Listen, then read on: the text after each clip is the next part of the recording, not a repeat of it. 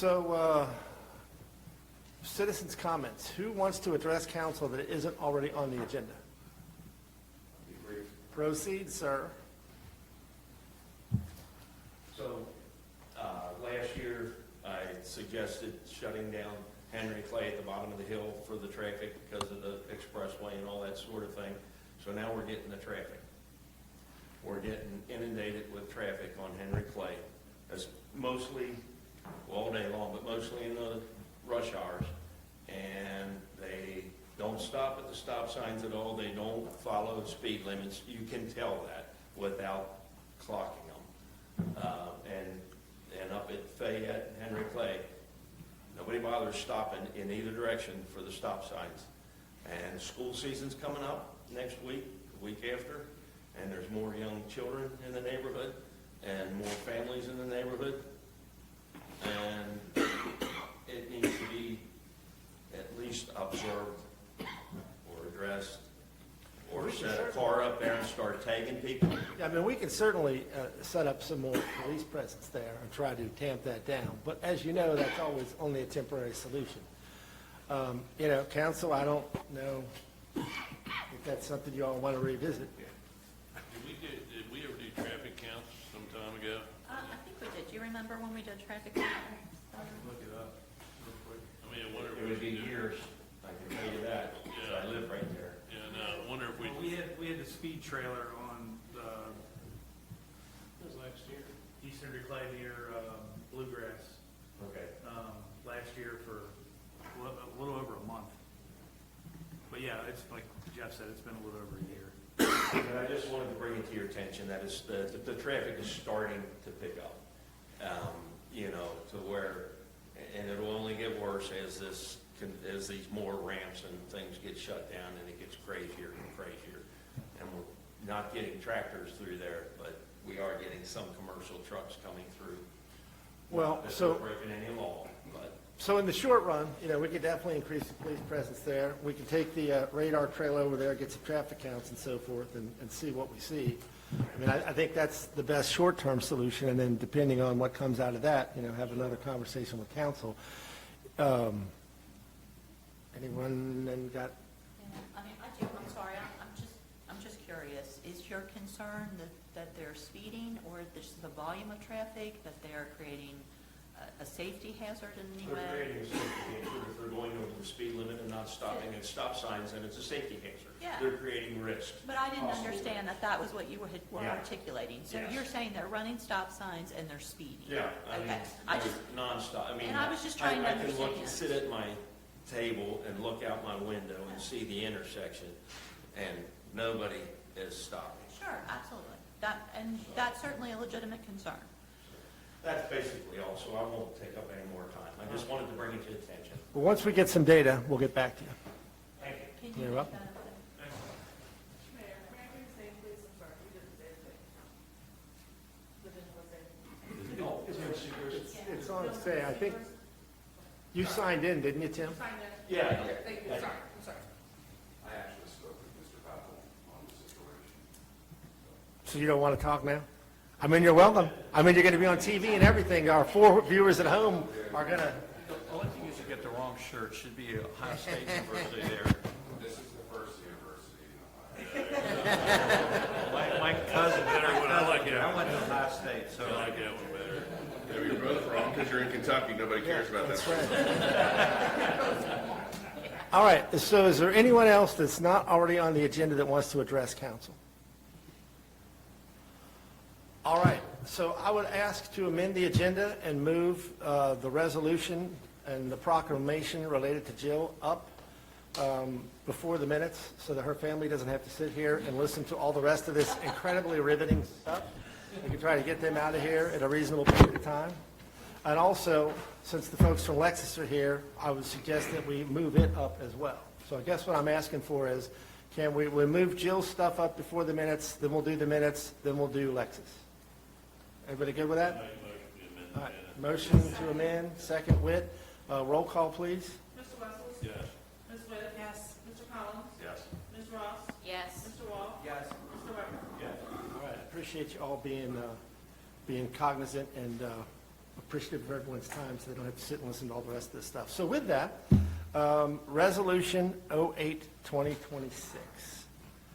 It's a resolution regarding the unfortunate for us, but fortunate for Jill, retirement of Jill, our city administrator. So do we? Do you want me to read it? I'll read Probably typed it. Made it. Oh, that hurts. That hurts. I slaved over this, over a hot keyboard all day long on this thing. Okay, I need a drink. It's long. Probably need my magnifying glass too. Resolution 08-2026, August 5th, 2026, a resolution of the City of Fort Wright, Kentucky, expressing its deepest appreciation to City Administrative Officer Jill Kane Bailey for her years of dedicated public service and congratulating her upon retirement after 31 years of distinguished service to local government. Whereas Jill Kane Bailey began her career in local government on September 14th, 1993, embarking on a profession devoted to public service and the betterment of communities she served, and whereas Ms. Bailey served the citizens of the city of Taylor Mill for 23 years and the citizens of Fort Wright for 8 years consecutively, earning the respect and admiration of elected officials, employees, and residents through her professionalism, integrity, and unwavering civic spirit, and whereas it was on 21 May 2018 that Ms. Bailey joined the City of Fort Wright as its City Administrative Officer, and during her tenure she provided exceptional leadership, sound financial stewardship, and dedicated service to the mayor, City Council staff, and citizens of the city. And whereas throughout her career spanning 31 years, Ms. Bailey has exemplified the highest standards of public administration through her knowledge, compassion, fiscal responsibility, and steadfast commitment to ethical and transparent government. And whereas during her tenure with the City of Fort Wright, Ms. Bailey worked tirelessly with the Fort Wright City Council on numerous accomplishments and challenges with professionalism and grace to ensure the continued success and stability of the city. And whereas Ms. Bailey's leadership extended well beyond the walls of City Hall, as she actively contributed to the advancement of local government throughout the Commonwealth through her service to professional organizations and her willingness to mentor and support fellow public servants. And there's only like 30 more of these, so take a pill, folks. Whereas Ms. Bailey... Whereas Ms. Bailey's leadership, sorry, I threw myself off there. Whereas her strength, resilience, and determination have served as an inspiration to all who have had the privilege of working alongside her, and her kindness, wisdom, and dedication have left a lasting impact on the City of Fort Wright. And whereas Ms. Bailey will conclude her remarkable career in public service upon her retirement effective August 31st, 2026, leaving behind an enduring legacy of excellence, integrity, and unwavering dedication to the community she has faithfully served. Now, therefore, be it resolved that the City of Fort Wright, Kentucky wishes to hereby congratulate CAO Bailey by extending this resolution as an expression of our pride in your accomplishments, countless contributions, and commitment to our community. We wish you much success in all your future endeavors. This resolution shall have the full effect and force of law upon passage according to the laws and the ordinances of the Commonwealth of Kentucky, and under my signature this 5th day of August 2026. Dave Hatter, Mayor. So do we have a motion to approve Resolution 08-2026? I'll second it. Collins and Ross, any additional discussion? All right, roll call, please. Mr. Collins? Yes. Ms. Ross? Yes. Mr. Wall? Yes. Mr. Weber? Yes. Mr. Wessels? Yes. Ms. Whip? Yes. Hang on a second, I timed out here. And then we, thank you, Brooke. All right. Then we also have a proclamation from the City of Fort Wright dated August 5th, 2026.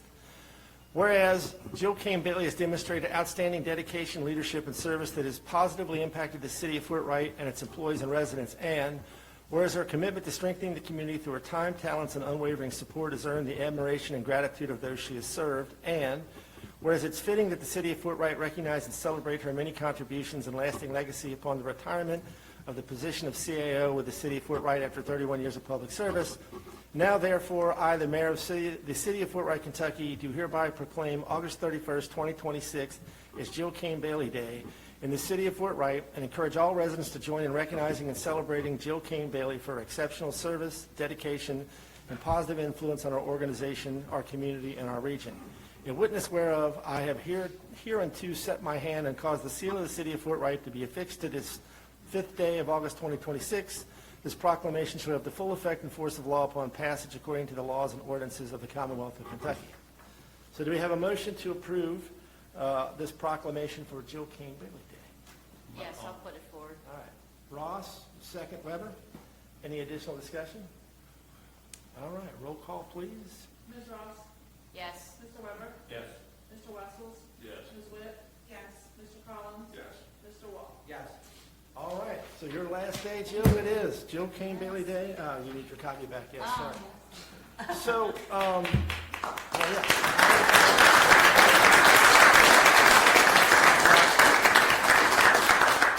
We also have a few of our standard parting gifts here. You know, no one leaves without some bourbon since this is Kentucky, so yeah. Very excited to add this to my Engraved bourbon bottle of collection. bourbon. That wouldn't have been my choice, that brand, but hey, you know, I'm not going to be Nice, drinking. nice Yes. addition to the collection. And we have some flowers for you and a card.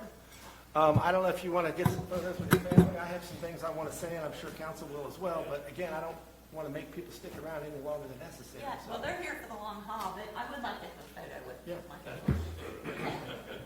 Yeah, and of course, I'm gonna need somebody to take that. You don't want me. Yes, I would like you to. Yeah. Me to. Get out of the way. So you'll need to come up and. Come on, family. Yeah, I would love for you all to be in the picture also. Where's my wrestler? Sure. Where you want us? Just stand back here. If She wants you right next to her. You gotta keep moving.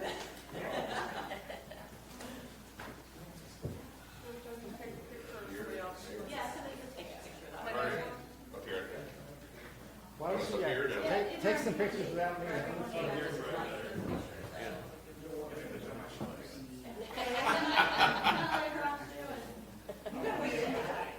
Yeah, why don't you?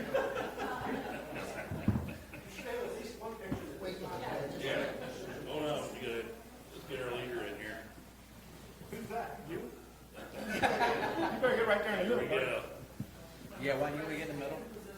Why? Swap with. I'm stuck between you two short guys. You should stand over here next to me and put your hand up my shirt. So I know what to say. Perfect. All right, yeah, okay, are you ready? Okay. All right, we're good, thank you. All right, don't hang on for a minute. Thank you. Every chance we get.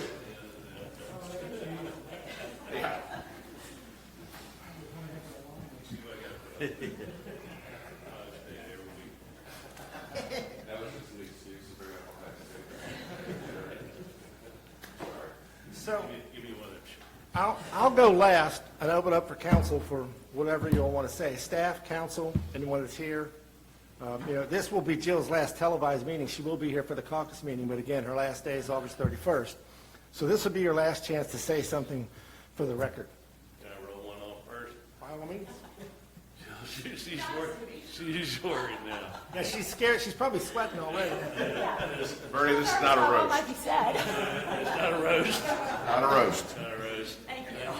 Some of you know this story, but I think 20-something years ago, when you were at Taylor Mill, I was on the planning commission. My first interaction with Jill did not go well. Jill made a presentation to have a one-year moratorium on all construction in Taylor Mill, and obviously I was not a loving fan. I was not a loving fan of that.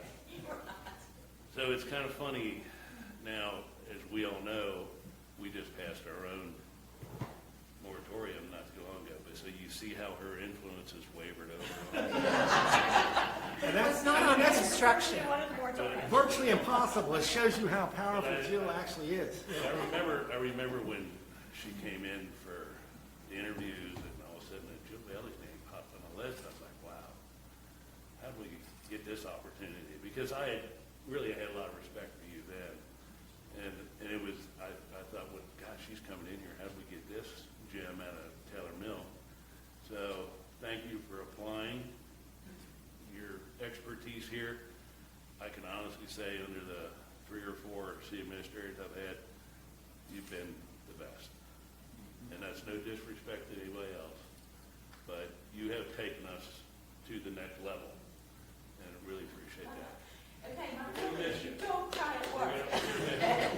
You're gonna make me cry. We're gonna miss you. So thank you for everything you've done for the city, for my family, for my business. You've been perfect. You are gonna be missed. Thanks. I'll go. Jill, I feel like you're a dear friend of mine. You've been fantastic. I don't know if I can add a whole lot to what Bernie says, but I was kind of under the impression with the last city administrators, like, the thing kind of runs itself. And then you came in and made change, and it was so much better run than what it had been. It's just, you've been amazing. Thank you.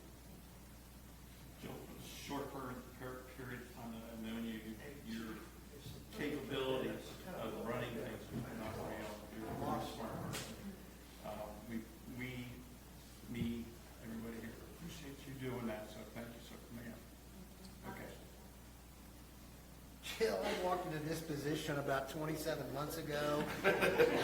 And I'm wondering, how are you still here? Right. Why would you keep doing this to yourself? It's a fairly daunting. I ask myself every day. With very large shoes to fill with the prior city attorney and a very daunting prospect. It was exciting, but I just can't tell you how much you made me feel comfortable in doing what feels like a new career.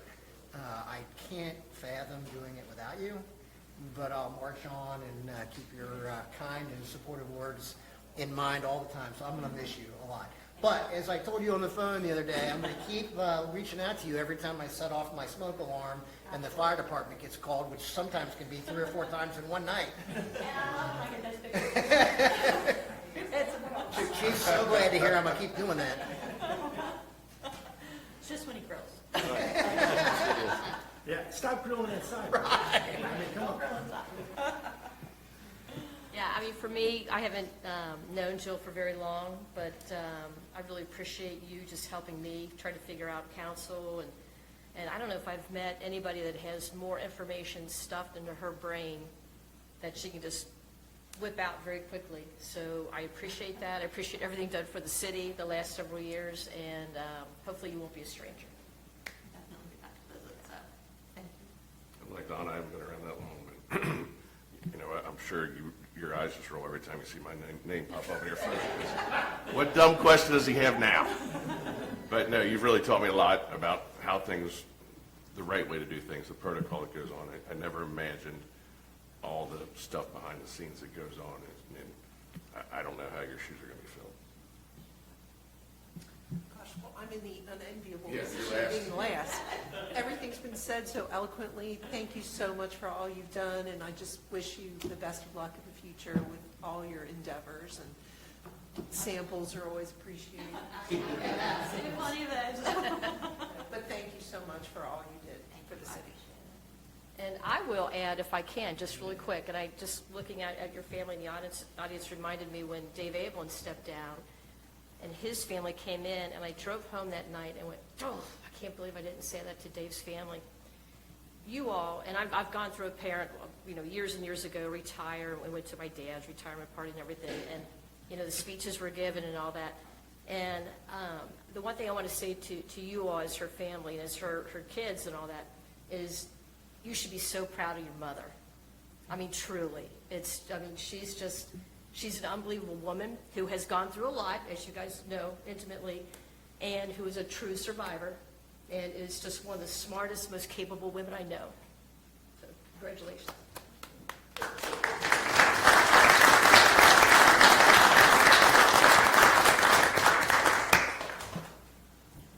I'll chime in real quick. I've said this to you before, Jill, and Bernie kind of chimed on it a bit. It was a joke that I had with our previous city administrator, Ed Butler, who was our police chief. Every time you would do an event, which all the staff, I'll speak for all the staff, we all love the events that you put on, and the luncheons and everything. It's great for morale, and I hope we're able to continue that after you've left. But every time we would have one, and I'd be standing next to Ed, I'd always make sure to point out to him, so that's sorry city administrator we had before this. Never did. I didn't do that, so. But with all that said, thank you for your friendship and guidance and everything you've done for us. We're going to miss it. Yeah, Jill, as a employee of the city, I can tell you that I've had a few city administrators above me. And Wait, Steve, you've had all the city administrators, right? Every one of them. so, yeah. And I do want to say the one thing I love about working for the city is the fact that the management of the city and the leadership of the city have always been people that I get along well with. And it's, you're at the top of the list with that. Again, just like Jonathan, I appreciate your friendship, your professionalism. I do know that you set that agenda and you put your family under there because you wanted them to suffer through a little bit of this. They changed it up on that. See what you've been, They've never come to a meeting before. Makes a lot of sense. You finally get back at them a little, but I just want to, put my hats off to you, and I really appreciate everything. I hope to continue to hear from you, and I wish you all the best in the future. Thank you. Jill, really going to miss you. You're my, in this position, the second administrator, and Ed was only here for a few months when I moved into this spot. I'm going to miss you. I appreciate everything you've done for us, the staff. I appreciate your friendship, and keep in touch. We'll have lunch. oh, yeah. Oh, We're going to set aside a couple of turkey logs just for you. Yeah, thank you. Yeah, go ahead. I feel like I just got here and you're already leaving, and that's not fair. I wanted to learn so much more from you and pick your brain. But thank you for bringing me on here. Everybody's been great, and I'll miss you. But I know I'll see you around. Well, you get to see me at family stuff. That's right, I do. Well, I'll tag on tonight, Oprah, and say thanks again for bringing me on again, and giving me a chance. Now that we're not co-workers, we can take vacation and maybe go on cruises. I am ready to go. But thank you again, excited. I like my said, I feel like we just stopped here. Really. Much appreciated. Anyone else before I jump in here? All right, well, I've already said a lot of this publicly, and I agree with every word that was said here. So, I've been around not quite as long as Steve, and just barely longer than Scott, which is a long time. So, yeah, I've had the opportunity to work with a variety of different city administrators in different roles here, both as a member of council and then later as mayor.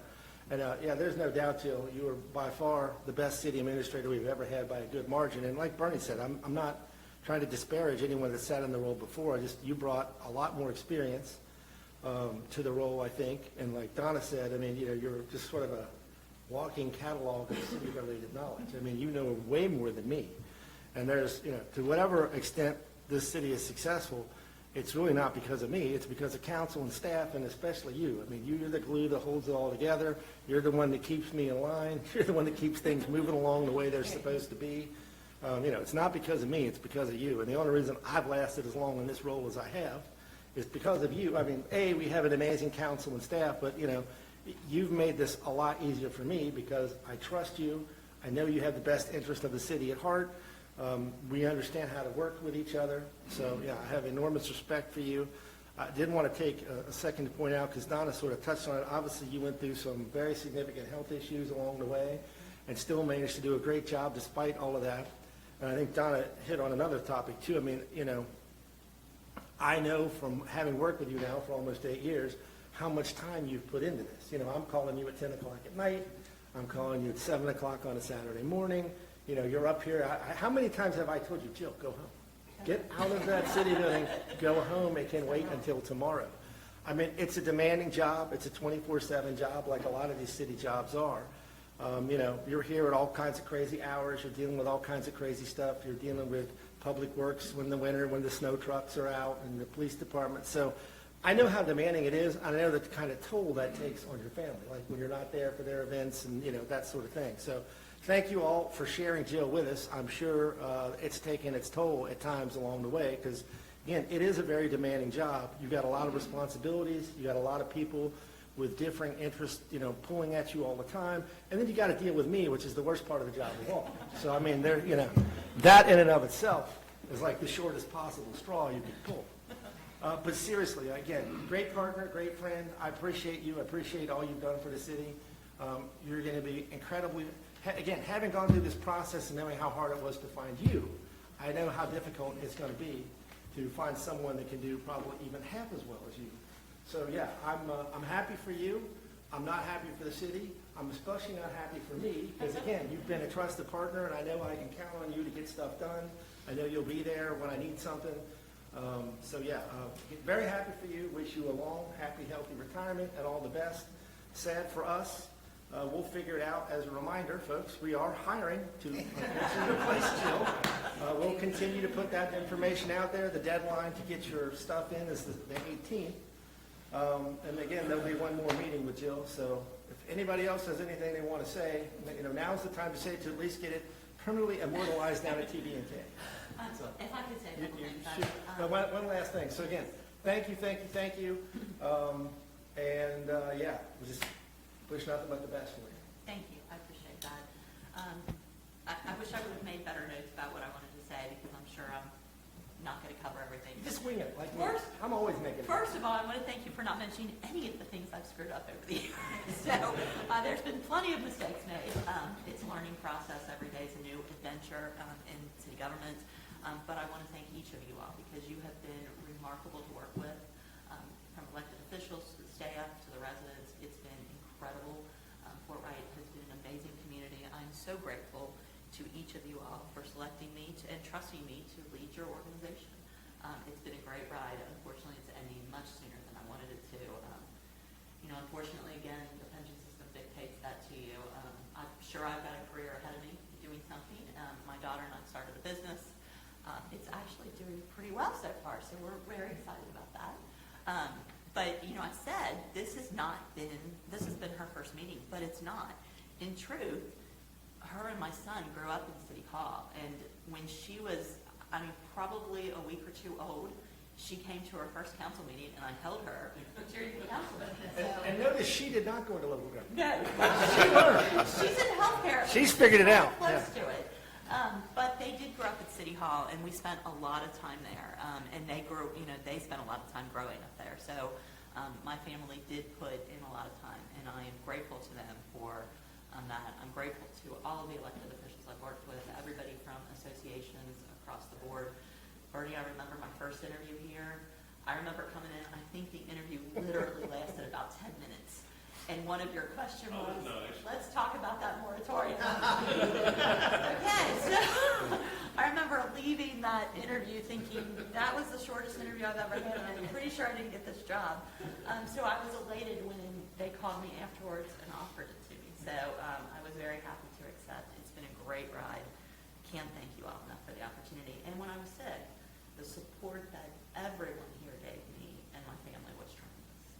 And I am exceptionally grateful. So, I said I was crying. You're allowed to. That's okay. Sorry. No, you don't cry at work. So Dad even said to me, don't cry. I'm like, you're right. Don't cry at work. So it has been a great ride. I always said if my career ended immediately, I had a great ride. So thank you all very much. Thanks, Jill. You're welcome. Thank you, Jill.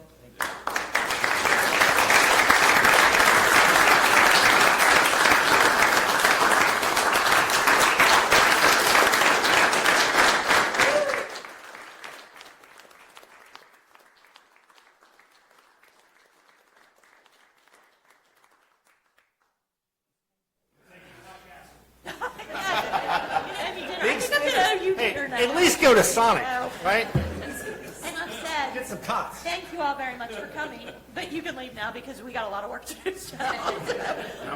I've said I've got 20 working days, and about 25 or so actual days. So I'm going to finish strong. We've got a lot to do, and I can assure you, I will leave my office in much better shape than I inherited it, and hopefully good condition for whoever comes in behind me. So thank you all. Thank you. Okay. You'll ask the TBNK guys not to give that little video to Bernie.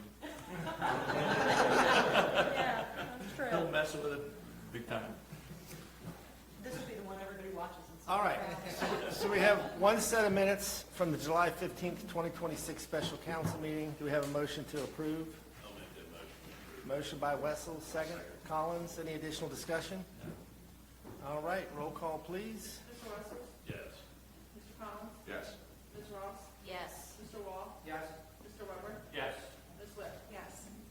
All right, motion carries. Up next, Lexus. You guys would like to, Before we get started with this, I'm gonna recuse myself from this, because I'm involved with the development over there, and before Shane and Kevin get going, so I won't some cookies with Jill. We're actually here just for the retirement part anyway, so we're good. Cookies are right there, Shane. Proceed, sir. Yeah, you guys have seen what we're doing, but we're looking to expand. It's been, what, 3.5 years?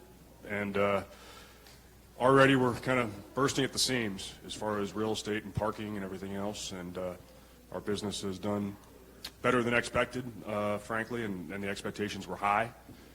So we're excited about this project on moving the parking lot out. It's obviously going to take some lighting and some drainage and sewer systems and everything else, but that's what we're looking to do. You know, we'll get as many new cars as they send us, but this is really for used car expansion, which we're a little bit limited on right now with real estate. And we'll take any questions. Jeff, do you have the drawing of that? Yeah, I do. Marty's got mine. Do you have yours? Yeah, I have mine in my packet. I can just get loaded. And is this development still for more Lexus automobiles? Is this still a Lexus thing, or is this? It's still Lexus. It's on a different lot, but it's still Lexus. And at some point, we'll put something else there, and this could be part of that project or not.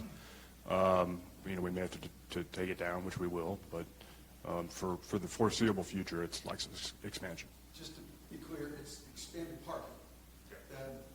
Because of the volume that we're generating, we simply need more for customers, employees. We've expanded, 50 more employees than we started with. It's just been a great situation for all of us, and unfortunately, we didn't plan to accommodate the kind of growth that we've seen already. So it's just expanded parking for inventory, for customers and employees. And this is the current plan that they have submitted. And I think you've got a future, you can see the building on there potentially for the future dealership.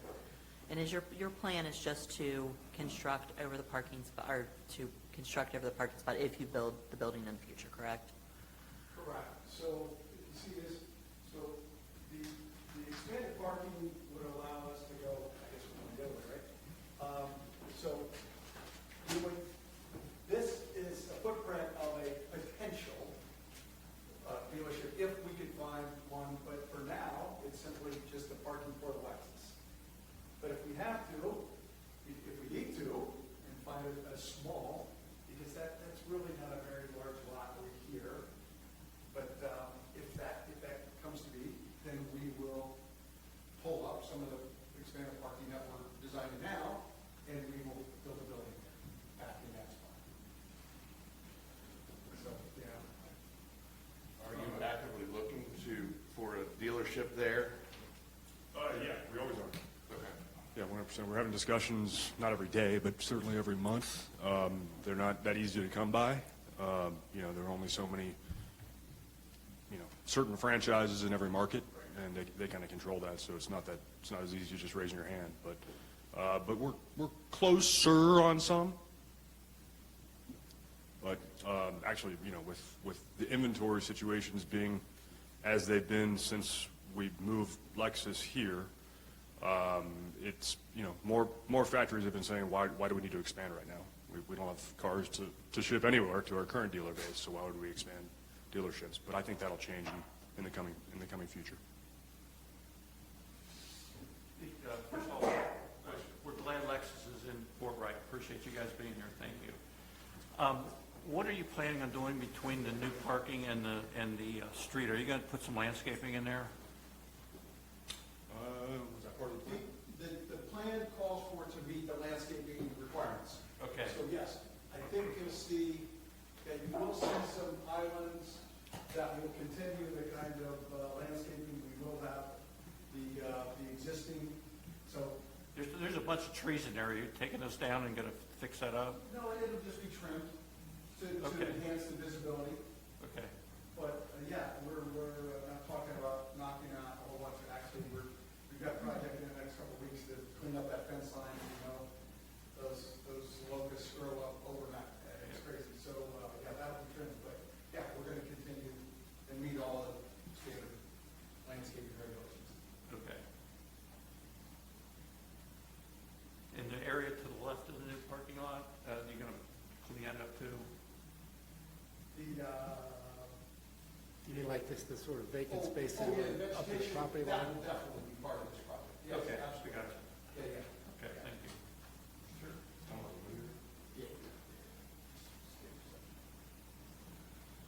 Other questions? And what are you looking for us, because you got to make a presentation to PDS or something, don't you? PDS is next. We're looking for your approval so we can move on to them. We have had preliminary discussions. Bear Becker, Jay Bear has had discussions. PDS is. Let me ask you a legal question. Before he goes to PDS, we're legally not allowed to. So, if I can interject. So, this is actually not a zoning request change. So, Okay. today will not have a hearing before KCPC. This will actually just be permit. So, what will happen, they would go down and submit their permits for this lot. PDS would immediately put a hold on it and call me and ask me if they're to approve it because we have a development agreement. So, because the development agreement is outstanding, does this project meet the terms of that development agreement is really what becomes the nuts and bolts of this. They are permitted to do what they want to do according to the zoning code. Parking lot and surface parking lot is a permitted use of their parcel in their zone. So if there was not the development agreement, this project would automatically get approved for permits. It just becomes this issue of, does it really meet what we had envisioned in terms of 3 dealerships up there, the use of the property, in terms of the development agreement? So the development agreement originally had the building there, and what we're doing is temporarily allowing them to do something else until that occurs. Is that correct? That's essentially it. I disagree with that. And this is by far the inferior property compared to the other property we have. So if we get a nice franchise, it's going on the other one. So it's, it's going to be a long time until I think we fill this property with something automotive related. Okay. So we're not, I just want to make sure we're not changing the development agreement here, are we? Okay, cool. Our Gotcha. question is that development agreement, we can certainly have those discussions. We talked before, certainly be happy to talk further, but our impression is that does not impact this development at all. And that is where I step out of this because you both are attorneys. So I'll let you comment on that, Brooke, what you think in terms of the development agreements. And I don't know if we need to have more discussion with council or. Well, you've already said there's no prohibition to expanded parking. I don't see anything within the development agreement that prohibits expanded parking. The only thing I see is that ultimately, and I don't recall if there's a time frame set in the agreement without looking at it, but ultimately there is intended to be developed in substantial conformity with the preliminary plat that was approved. And the preliminary plats, shows 3 sites of dealerships. So as long as this doesn't get in the way of the ultimate intent of the development agreement, which is 3 separate sites, and you've indicated as much, that when it gets to that point in time, that if the parking has to come up, it comes up in order to comply with the agreement. To me, it seems okay. But ultimately, when they ask, I said, as long as there's 3 sites still going in there, I don't see a problem with it. I mean, you wouldn't be able to put the expanded parking in and still put the building with your proximity to the Frisch's area. I'm sure you'd have to take some of that up to make it work, but. Yeah, it depends how far you go back. I mean, you could, put retaining walls and everything else to keep going back at the time. We'll see, because dealerships are different sizes. And so some require bigger, like our Lexus store, and some require smaller. So it would depend what that becomes. So to council and Jill and the mayor, my answer is as long as it doesn't infringe upon the ultimate goal of 3 separate luxury car dealerships, then I don't see an issue with it. So can I just ask a question of clarification? How would we as council know if a development, a dealership was a possibility in that spot, and that because they've taken this parking and they need this parking, now it no longer becomes a possibility? You might answer that. I think I heard that answer earlier in your comments, that when it gets to the point in time of there being a actual dealership there, as necessary, the parking that's being put in now would be removed. I understand. That's not my question. My question is, what guarantees the fact that you would allow a potential dealership to go in when you need this if you need this parking going forward? Well, We're not going to turn down a luxury franchise Okay. because of a few rows of parking. It makes a lot more money as a dealership than Okay. parking. That was my question. I'm just trying to make, Yeah, no, it's a good point. okay. So one of the things that we talked about when we met Kevin was the fact that the development agreement identifies a list of, I don't know, 15 or 20 very specific types of vehicles that you can sell on the lots. And of course, Lexus is one of them. Is there any deviation from what you are planning to do with this lot? Will there be more used cars sold? Will there be a different type of car sold? Because I know, as people trade cars in, that becomes an issue. You have off-brand and those types of things. And I know we've talked about this years ago, but I still don't, I can't grasp, what percentage of Lexus vehicles do you have to have on the lot to sell Lexus, to have a Lexus flag and sell Lexus? 100%. I mean, yeah, that's not going to change. As referring to the list, at some point, we may have to take a look at that, especially if the Chinese. Some of those vehicles. I wanted to dovetail off of that, Shane. That list is pretty old now. Yeah, no, So it's, that was going to be my question is that list, I mean, obviously, some of those brands are still around, some aren't. Is that list still relevant? Is that something we need to look at some point? Because what I wouldn't want to do is restrict a possibility because it's not on that list if it's something that makes sense for you and for the city. we look at it every once in a while, and if there was something that we wanted to add to it, we would certainly ask you, which I'm sure would hopefully be a fairly straightforward conversation. But the only caveat to what we just talked about is Toyota/Lexus is coming out with like an extremely specialty brand. It's called a separate franchise, and we are going to be housing it at this location. It's called GRGT. We're going to sell 1 or 2 a year. So, and it'll never actually set foot on the lot. We're just building a showroom for it to retail it and have a nice retail environment. Is that the car that's in the dealership now in the showroom? No, Not the this is other a one? Okay. even more special one. Yeah, so- I was going to say, I saw that. It's yeah, look this impressive. one up. It's kind of crazy, but it's called a GRGT. They just announced that we had decided to be a dealer, so there might be one of those on a lot. But when you're looking at 600 other cars, that's the only space that'll be taken up by that. And that's all inside. There's nothing changed on the outside. Are there going to be any plug-in stations for any of those things on the site, electric cars? Are you going to have those parking spots? On the south side. Yeah, on the south side, we are contemplating those. And does that make the lot then more valuable or more difficult to replace at some point in the future? Because you have those types of, that type of equipment and those types of plugs, and you have electric service to it. Does that then make it not advantageous to tear it out and put a building there? Are you talking about the new? The new lot. Oh, the new lot, there will You're not not gonna be have chargers any, there. Just service cars? No, Okay. just right near the building. Okay, so you're going to have it then on the Yeah. other side? This will Okay. just be parking Okay. and lighting. I think. Landscape. Congratulations on the need for the expansion. You guys are doing well. Thank you. Thank you. Yeah, other questions? Because that's what I wanted to say. I mean, again, we appreciate you guys being here in Fort Wright. Happy to hear about your success and that it's actually driving the expansion. You mentioned like 50 new jobs. I'm just curious, do you care to elaborate a little bit more about that? I mean, I think it'd be interesting for people to hear because, that jobs are good, taxes are good. Again, I don't want to put you on the spot, but if you care to elaborate at all about the success or anything, I think we'd like to hear it. So. I don't know the exact number that we've added, but we've added tens of jobs for sure, and they've been all over the board. I mean, mostly sales,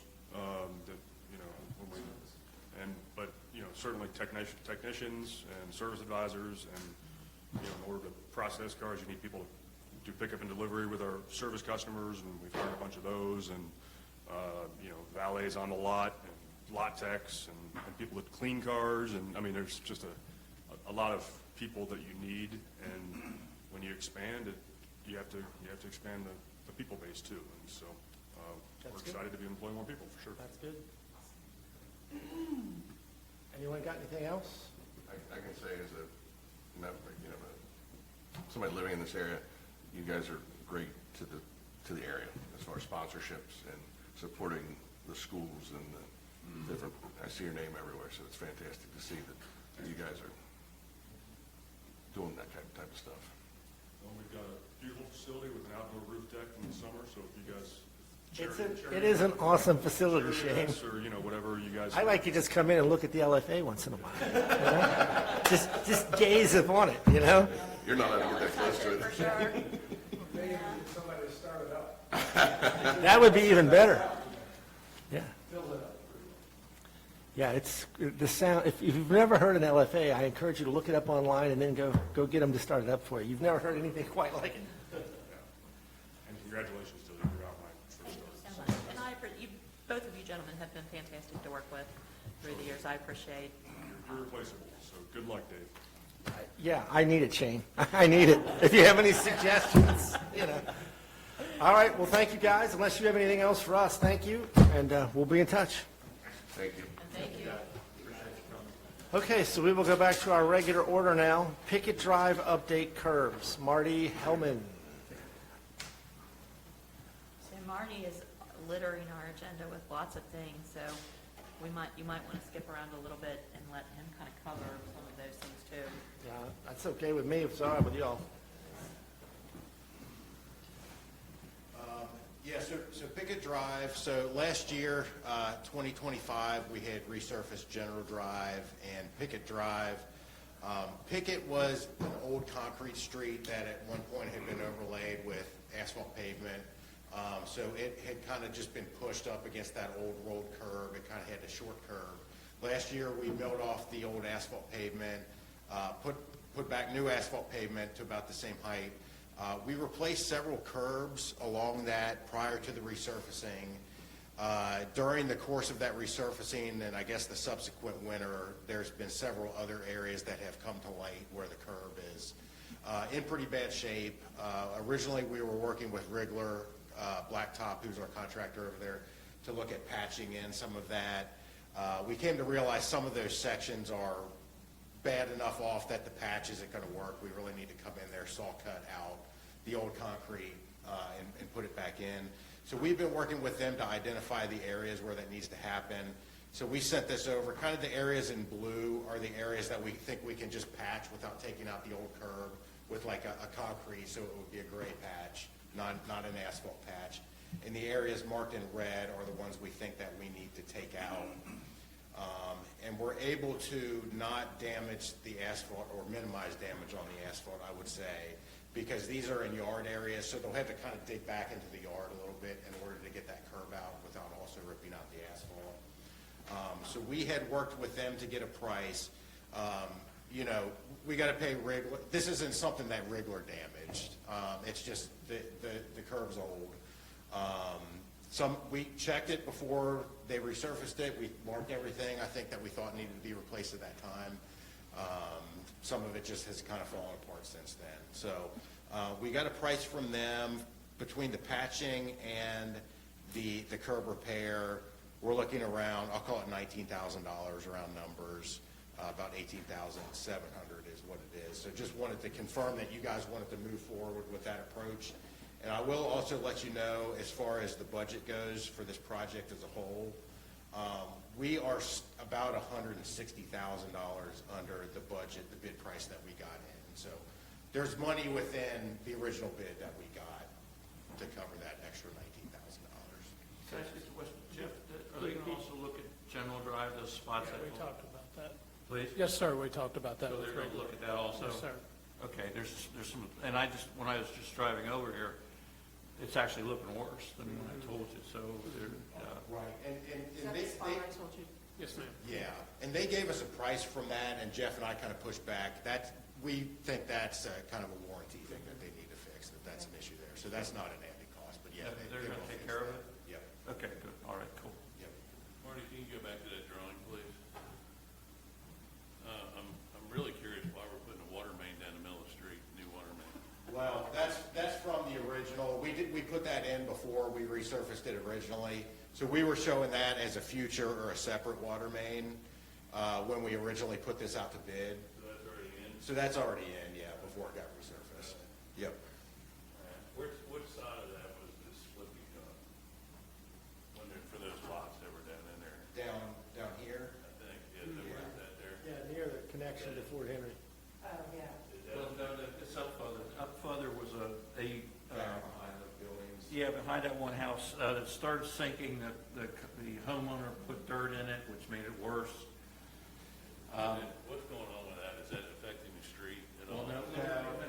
It's not affecting the street. I think the biggest problem with the street is that it's in a valley and all the water comes down there and gets underneath of it. What happened to that was, the testing company, what's the name of them guys?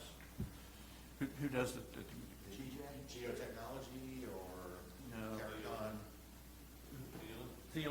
Thielen came out and tested it. They couldn't find the bottom, okay? They determined that there's a river under there, and what's going on was the river was running down and was pulling the dirt down as they went. So what they went down was they went down and they made a crown and then pushed all the dirt to the side and filled it back up. And that's how they repaired it. Would you recommend going forward when we do repaving projects like this, that we address those curbs in addition? So we can look at, we certainly can give you options if you want to go in and just replace all of the curb Yeah. and have you understand what cost is involved in that. Right. I will tell you it's probably about 2.5 times as much as just resurfacing to give you kind of an idea.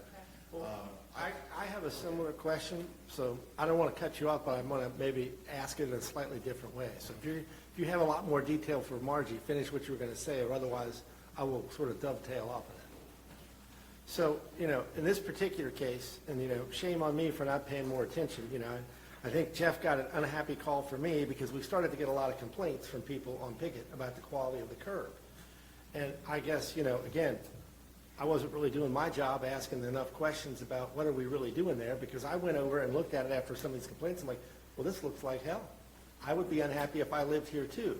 You got a crappy curb, you got a nice new surface, a crappy looking curb, and then like blacktop is jammed in holes where the curb was busted. I'm like, did we agree to this? So again, shame on me for not paying more attention and understanding, because had I known that's what was going to happen, I would have said this is not the right way to do this. So Margie, I think probably this is sort of where you're going too.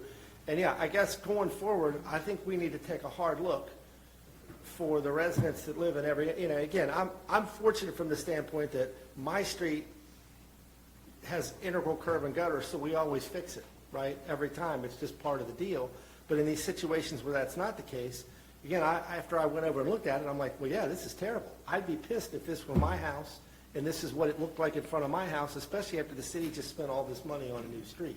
And again, shame on me for not understanding that better and not bringing that up beforehand. So I think, yeah, going forward, I'm going to propose, council controls the money here, but I'm going to propose that going forward, we would always want the option of, okay, what's it going to cost to replace, if the curb is not integral, what is it going to cost to replace that as well? Now, maybe it won't always be financially viable or whatever to do it, but I think we did a disservice to the folks on Pickett by not exploring that. Again, I know I would have been highly pissed off if I lived in some of those houses and saw, like, I came out and my curb was all blown up and now there's some blacktop. And so it not just looks bad, in my opinion, it looks worse because now you've called out this big hunk of blacktop where a hole was. So, again, I'm not trying to blame you guys or Jeff or anyone else. I'm saying, at least speaking strictly for myself, I did not really understand what we were doing. I didn't do enough due diligence on it, and I think going forward, we at least need to have the conversation. Again, if it's going to double the price of the project, maybe that's not viable, but we ought to at least have the option. Are there many streets remaining that do not have that integral curb and gutter? No, there's not. Okay. Yeah, there's very few, and I would say probably going forward, in a situation where we have those old concrete streets that have been overlaid, we probably won't recommend trying to resurface them in the future. We would just look at reconstructing them. Yeah. Okay. So it would sort of take care of itself anyway then in that case. Right. Yeah, okay. Yeah, we talked about that we probably shouldn't move forward We on were this. using this because it was so much more economical at the time to just do this work, in retrospect. Yeah, We're just trying to get ourselves 10 or 15 years while we're addressing And there some are other things. sections of the curb that are in good condition, or in better condition than the others. I walk that street. But there are quite a bit, some so- that are not in great me too. condition, and, But it's, yeah, but you're right, I mean, this is meant to kind of be a temporary repair to get you to the point of reconstruction. And the street is, it's a beautiful street, it rides beautifully, but the curbs are, it's not attractive. Well, the other thing too, I think, we want the options, and then if we choose to go with a more economical option, I think we owe it to the people that live there to say, this is what we're gonna do, and this is why we're doing it. Again, people were pissed, and, you know, I've been at this a long time. I know how things work. If I just lived there and walked out, I'd be like, well, this is terrible. What is this? What the hell are these people doing? So I totally understand their frustration, and certainly empathize with why they were not, some of them were not happy.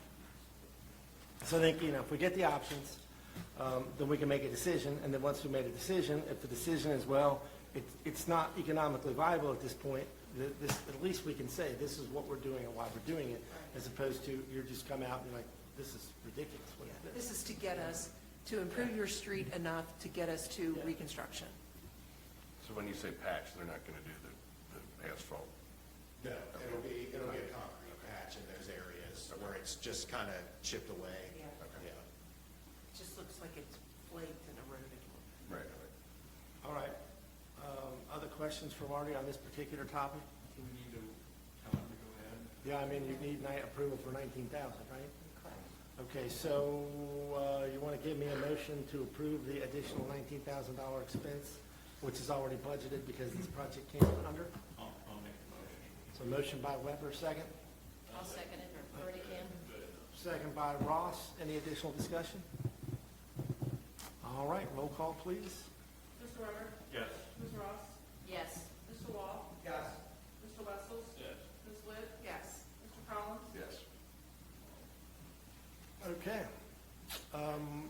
Let's see, Marty, you are also on here for salt storage building bid results and 5-year road plan.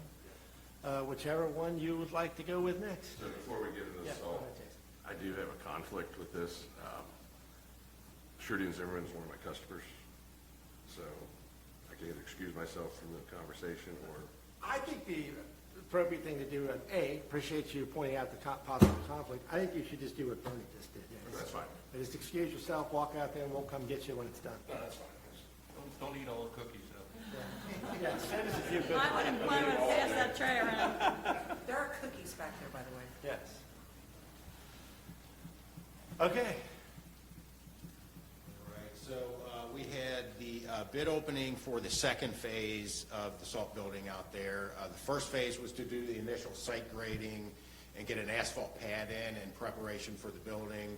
We knew the building designs and permitting was going to take longer, so we wanted to go ahead and get that initial bid out so the site would be prepped when we had somebody on board so they could kind of hit the ground running with getting that building built. So they're out there working now. That initial phase was about $160,000. The second phase, the bids came in at about $460,000. And I think we were looking at overall project cost of about $500,000. And we're sitting with this latest bid that came in at about $620,000. So we had a meeting with them, and I will, let me pull up. So we had a meeting. Shruti and Zimmerman was the low bidder and the only bidder on the actual building portion of this with that $460,000 bid. So we met with them to see if there was anything within that bid that we could kind of adjust or take out to try to get that cost down. One thing we came up with was there was some misunderstanding about some things that needed to be done with some under drains for the buildings and with the footings for that building. They anticipated having to saw cut some of the asphalt out that we're getting ready to put in. So off the top, we can remove $7,600 out of that bid. That doesn't need to be in there. So some of the other items that we had looked at was we had put in an aluminum garage door, roll-up garage door, mechanized. The reason we used the aluminum is because of the exposure to salt. We're concerned about corrosion with that. So they gave us an option for a galvanized steel door, which would save about $6,500. I would say the aluminum is going to be much better for maintenance, and that $6,500 is probably pretty well spent if you want to go from the steel to the aluminum. The other option would be to remove the door entirely, and then they would have to block it off with some kind of a gate or fencing or something like that. So it's not going to be completely covered, but we could put something up during the summer where people aren't going to crawl in there. Removing the door would save about $16,000 off of that project. So that's one option that we had come up with. The other was that we were putting a brick veneer over this whole building. We had asked them what the cost of that was. So they had $36,000 in there to put the brick on. If we take that off, we're probably going to want to paint the exterior of that thing, which we're anticipating to be about $10,000. So if you swap out the brick for painted surface, you've got a savings of about $26,000. The other option we looked at is we were building the back half of that building up with like an earthen berm to kind of shield the back half of that. That also reduced the amount of brick that we needed to put on that because half of that was going to be covered with dirt. If we did come in and just leave that off, we still would have berms, but it wouldn't be filled up against the building. We could save only about $10,000 because we need to still do a little bit of work around there. And then also, if you still want to go with the brick option and eliminate the earthwork, you've got to add a cost with the brick because now you've got to put brick all the way down to the bottom on the back, whereas before it was covered up with some grading. And then the final option that we had looked at, and this would be your biggest savings, is we're putting on a wood shingled roof with shingles to kind of match the Public Works building out there. If we wanted to go from that to a fabric roof, that's a saving of about $56,000. And I've got some pictures here. I can kind of show you what the difference is there between those two. So this is roughly the look of what was going to go in there with the shingled roof. This is the painted surface, and instead of that, we were going to go with a brick.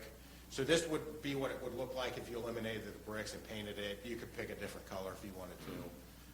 And then this is the shingled roof. This is what it looks like with a fabric roof, and it comes in different colors. So this one obviously is white. They gave us some fabric colors here. So you've got a gray, kind of a maroon, a tan, a green, or a black. I would say the black or the tan brown would be your best options. So one thing, the tarp is a 15-year warranty versus a 30-year with the shingle. So the fabric's about 15 to 20-year life. The shingled roof's about 30 to 35. Please, a question. The brick, is that a veneer? Are you still doing concrete and veneering? Yeah, it'll still have the concrete base, and then it just gets brick on the outside. Okay, of it. got it. Yeah. Okay, cool. If Jeff's going to run into it, we want to make sure he don't take it. Guarantee Jeff won't run into it. So is that guarantee anybody else? I don't want to cut you off, Marty, if you have other options. That's at the end of the presentation. All right, so let me say a couple of things about this, and then council, you can add in whatever you want or ask whatever questions. Everyone that knows me knows I am cheap, or some might say frugal, but I'll just go ahead and say cheap. You know, I'm not looking to spend a lot of money on things we don't need to spend money on. I tell people all the time, what I'm trying to accomplish here as mayor is leave you alone and let you keep your own money, right? That said, I think in the past, since I've been around for a long time now, we've been guilty of jumping over a dollar to pick up a dime that has bit us before. So thinking about the roof here. But I guess the main thing for me is, you know, there was some concern about this going up here. We've got neighbors in the neighborhood behind us that butt right up against this thing. You know, I think we have a duty to do this right, to make it look nice. It's right in the heart of the city. It's right on our campus. I think it's hypocritical for us to put in some crappy-looking thing and then go around and tell people they have to improve their property. You know, again, so from an aesthetic standpoint, I think it should look as much like the existing buildings here as it can. I think we need to invest enough that, you know, I'm not looking to turn this into a Salt Taj Mahal or anything, but, you know, I think it needs to look as much like the rest of the stuff on this property as it can. It should blend in. It should not create a concern or an issue for the people that live behind it. So, in my opinion, you know, it's unfortunate this came in higher than we thought, but you just heard that despite the additional $19,000 expense on Pickett, that came in way under. I think, you know, you can go back and look, and we've done well recently with street programs coming in under. You know, I think we should, again, council's going to make this decision, but I think we should make this look as nice as reasonable so that it does not negatively impact the neighborhood, the community, this site. And again, I think it's critical for us to build something that doesn't look very nice and then tell people, well, your property is not up to snuff. So just my 2 cents on it. Question on roofing, okay. What if you went with a metal roof? What would that do? With the salt in there, we would want to avoid that. Would be worried about the corrosion. All right. Even though it's way up high, it gets in the air and circulates there, so. They do make a product that they use in Florida. They use it in Florida a lot that's, can handle the salt. Yeah. But it's gonna be twice as expensive. I mean, for me, I'm out on the tarp. Again, for you all to go make this decision, but I think we should do the shingled roof. We should make the shingles look like the Public Works building. You know, it needs to blend in. I totally agree with all your comments. So I can give you just some information about the finances of it, so you have a little bit more information about that. But we had still remaining from the ARPA funds, $618,622. And it was our intention that this project would be covered along with the Kennedy project, and that would be enough money to cover both of them. Unfortunately, because this project came in so much higher, you're about $317,000 over budget, because if you expend all of the $618,000, the salt dome with the site prep and the building comes in at $622,000, and then the clay structure on Kennedy with the site prep and the actual equipment installation came in, and the fencing and the potential landscaping around it comes in at $314,000. So difference is $317,000 from ARPA to what you would need to take out of your capital improvements fund. You know, we support the mayor's decision that you have a building here that's extremely nice, properties in the middle of campus. We want it to look as aesthetically pleasing as possible and to last a long time.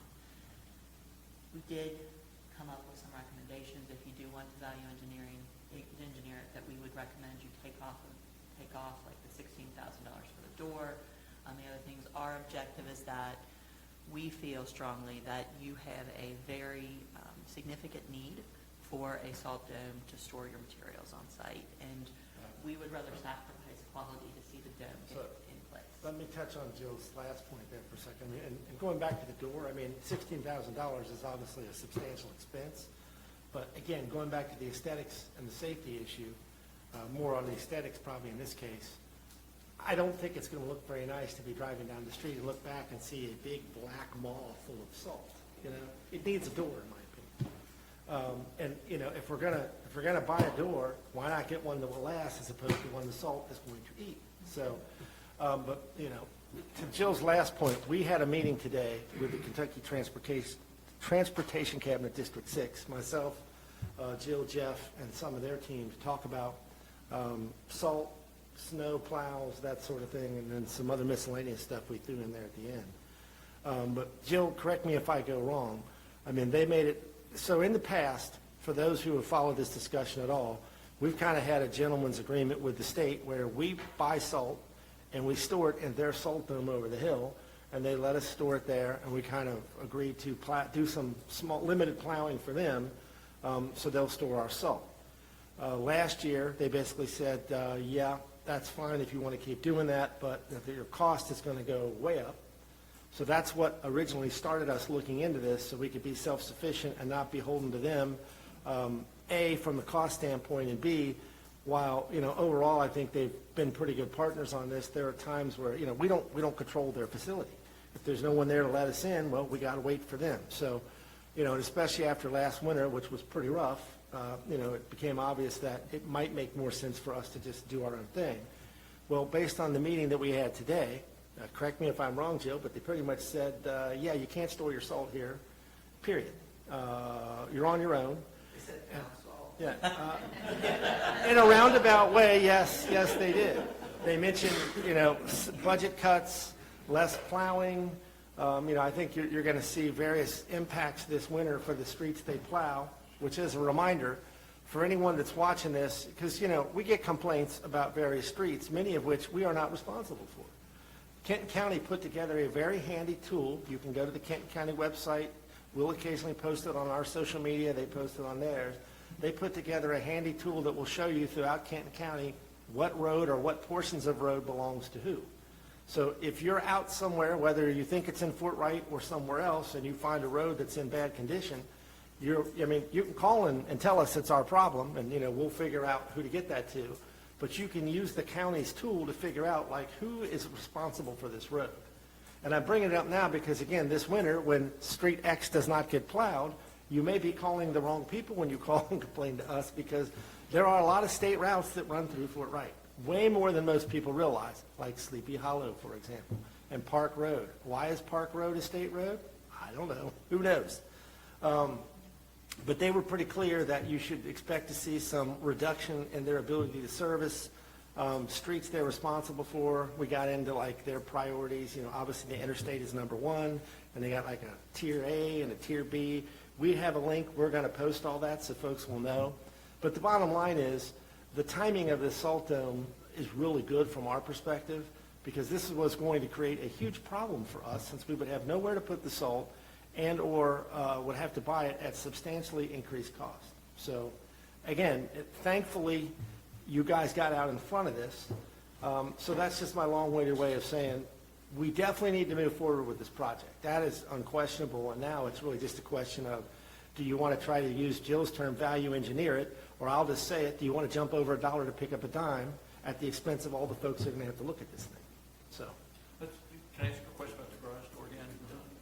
Can it be set up so we can put something like this plaque on it, so when it opens and closes, it's got something nice in the middle to look at? I was thinking a big painting of Bernie. Well, I thought that Margie would put her mural up there, but You can paint it any color you want, or paint anything. Our plan was to match it to the existing building and the public works garage. Can you explain for me the berm situation better? I don't understand the berm situation. Because that's a potential $10,000 savings, but I just don't understand the benefit of a larger berm. I mean, it really is just less brick, right? It's less brick. So if you're going with the brick, you would pay more putting the extra brick on than you would backfilling it. Okay. It was to hide it, so it's on the side of the houses. So the bottom 7 feet of that would be hidden. We also had extra dirt to burn, Yeah, I right? was going to throw that out there. We got 300 yards of dirt sitting over at the Kennedy site. If we painted That's the coming over concrete here. and left the berm larger, Yeah, if you painted it, then you could eliminate that extra dirt. You don't have that extra cost of having to put more brick in. right? It'll be a little bit shorter. It'll be only about 5 feet, 6, 7 feet. And then you'll be able to get all the way around that building, so you got smaller people that come in behind. But Margie, one of the benefits of having the berm up against it is that when Jeff pushes his bulldozer against the wall, it's got something to push against. Jeff's roadblock. Concrete and dirt. What? Say It's it? Jeff's roadblock, concrete then dirt. He's got a lot to go through. Okay, that's what I needed to see. Yes, that's what. here's the rendering that we put together. And this isn't a great. It's gonna look Way better. than this, but just like we were mounting it up, and it gets even higher as you go around the back. So here's some idea, and then in the front it's fully exposed as you go around the back. So there's no other purpose for it, though? It's just to help hide some Hide of the that building from the back? Yeah. Because are we landscaping or something behind you? Yeah. Okay. There's some plans to put some, because I think the people right behind us, they have a pool that you can look almost right down into, I think, from my understanding. So we wanted to provide them some privacy with that on the edge of the property. And there was some mounds around that whole playground, so we were Yes. trying to keep those and just build them up a little Right. bit more. Yeah, okay. Which makes sense. The only change that doesn't bother me a ton is the eliminating the brick and painting it. But I think a good roof and a door is important, and then like it be more like that. I mean, you can see this opening here that doesn't have a garage door, so you can kind of get the sense of what that looks like. I don't like that. I think it needs a door and it needs an asphalt roof. But we could paint it. I'm for for the brick myself. Then you gotta paint it again and again and again. I'm for the brick. The brick and the big berm. I think that'll be more aesthetically pleasing to those people that live over there in Kentucky. So if you can award a contract this evening, our plan is to have this project done by the end of October. It is time sensitive. It is time sensitive because of winter. So it's going to have, and Jeff, correct me if any of this is wrong, if I'm wrong, but 800-ton capacity. You have money allocated in the municipal road aid fund for the purchase of salt. We've been going through the bidding process with the county, and our price is $111 per ton this year. There are some minimum requirements in there that we have not seen before in our snow removal contract. So we're going to have to buy some minimums, and they let us go back and adjust those. But what I think you're going to put 500 ton in initially. I'm going to buy 400 with access to 5 this year. How much do we go through every winter? Well, Approximately. last year we went through 425. Our average for 7 years was 234 or 37. Last year was 425. The year before that was almost 400, and then 3 years ago was like 106 tons. So it depends on Mother Nature. But Do we need a building that big, though, for 800? Do we need to store the ability for 800 tons versus, I know this is going back to just the initial conversation, I but, think that's a pretty standard building that they put up. okay, so it's just how it is. Yeah. The other side of the coin, let me ask Jeff this, same to Donna's question though, what if a city like Park Hills doesn't have salt? Could we lease it to them? We've already discussed the option that some of our neighbors may now have a problem because they're not going to have anywhere to put their It's salt. entirely up to you guys. I mean, And we might be able But it wouldn't to affect work out a deal. well, it could with the minimum purchase that we have. So we have to purchase 80% of our contract total. So this year, we got 500 on our contract. So we have to buy 400. If we use 400, then it's not a big deal. If we go through this winter and we use 100 ton, next year it's 425. I dropped it to 425 next year. So that's 300 and, what is that, 320, 340 that we have to buy. So, it just depends on what we use each year. We got to make sure that we have room for, and that's a 2-year contract. So we'll be able to reevaluate our numbers after that. And I talked to the Kenton County Director today. He said we'd probably even reevaluate some next summer. Well, I'm just throwing that out as a thought. Yeah, I mean, I don't disagree with you, but we got to make sure that based on our minimum quantity purchase that we have to buy, that we got room for our stuff and we're not filling up, we're not taking up space with somebody else's salt, if that makes sense. It's going to be interesting because the cities who don't have a dome will have to drive to Richardson, right, to the county garage? Independence Station. Independence Station. Yeah, the county garage. If the county agrees to store it for them. Or you've got to store it on your lot somewhere, and you've got a problem with Dusty One. So we are very lucky to kind of be in the position we're in right now. We talked about this a little bit in our finance committee meeting about, because we have capacity for 800 that we could for a smaller city maybe, because we have talked about all the logistics, obviously, about his time, loading trucks, all that stuff. That's all hourly rate that would have to be built back to some of it. So we would have the capacity to do that if we wanted to. If we wanted to. I was just asking Jeff if he, yeah, I didn't. And if you move forward with this, I'll add that potential contract negotiation to the to-do list to manage. So you're looking for we're looking for an award to, who is the company?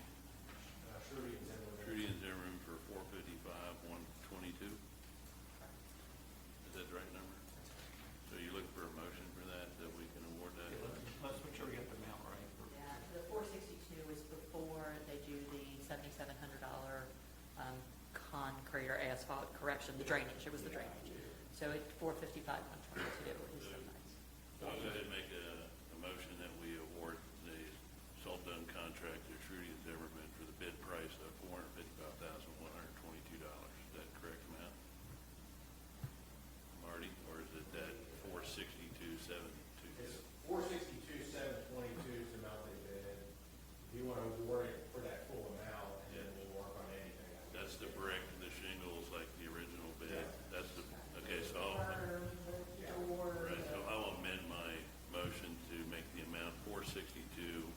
3722.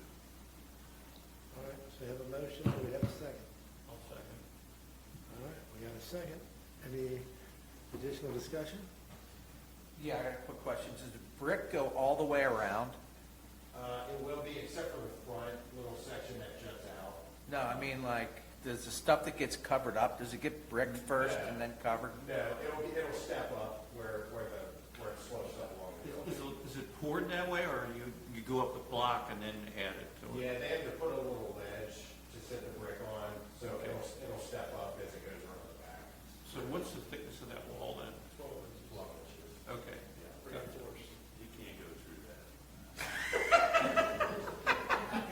If he does, I want to witness. That's a challenge, isn't it? I hope I never see the backside of it. Things are getting really low. That's strong. We'll be in trouble. Yeah, look at the back. Okay,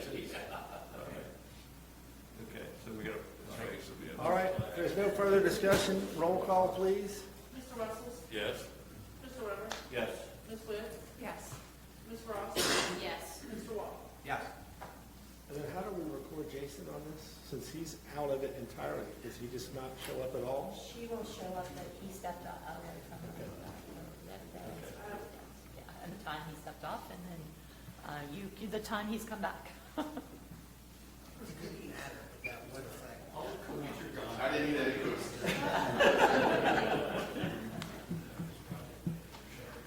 All right, 5-year road plan. We don't have any money left. Yes.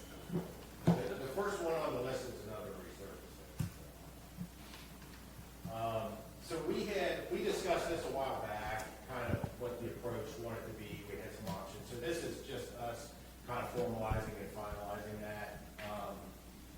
We had looked at, Mount Vernon was kind of the big project that needed to happen. If we were gonna spend the $600,000 a year, kind of as we typically have been, that would have taken about 7 years to get through all of that entire street. So we talked about kind of addressing Valley Plaza and Viewpoint down there with some resurfacing this next year, 2027. After that, upping the yearly budget to about $1 million per year. And that way we can get through Mount Vernon in 4 years, so we're not spending an incredible amount of time just on Mount Vernon. So that's how we kind of had set this up, is 2027, take care of Valley Plaza and Viewpoint resurfacing. The next 28, 29, 30, and 31, taking care of Mount Vernon, a section of Monticello, the entrance to Beaumont, and the entrance to Beacon Hill, which are all kind of adjacent to Mount Vernon, getting all of that taken care of. So that's kind of our next 5 years there. Within that, we've got some money. We've got the Dixie Highway sidewalk that's kind of hanging out there. We've got some grant money for resurfacing of Highland. We just applied for grants to resurface Amsterdam, which we'll find out in October whether or not we get that grant. So there's a little bit of money in there as well. So basically, we just sent over the final report. So if you've got any questions, I can answer it. If you guys want to take a look through that and let me know if you have any questions or adjustments you want to make to that before we officially finalize it, just let me know. I don't know if council has any specific questions about what Marty's presented here. I've got a few comments and a couple questions for you, but they're not explicitly about what you just said. I mean, mine is on, in 2029 on Mount Vernon, in 3 separate more phases, 3, all in 1 year for $1.2 million. A lot of money. I mean, I don't, we're gonna have to see where that's coming from. Yeah, it was difficult to split it up in a way where you're stopping at a point that makes sense to get right at that $1 million mark, and that one got a little bit over. I think the year prior to that, though, is a little bit under that number as well. I mean, But again, it's $1 million a year you got to cover. I'm just saying that, I mean, I don't know if we should carry part of that out to 2030 or not. I mean, I know once we start a street, we want to keep going, I guess, but that's a lot of street, right? That's to the very end at that point, right? No, it ain't. By 2031, We're basically $2 million, almost $3 million for the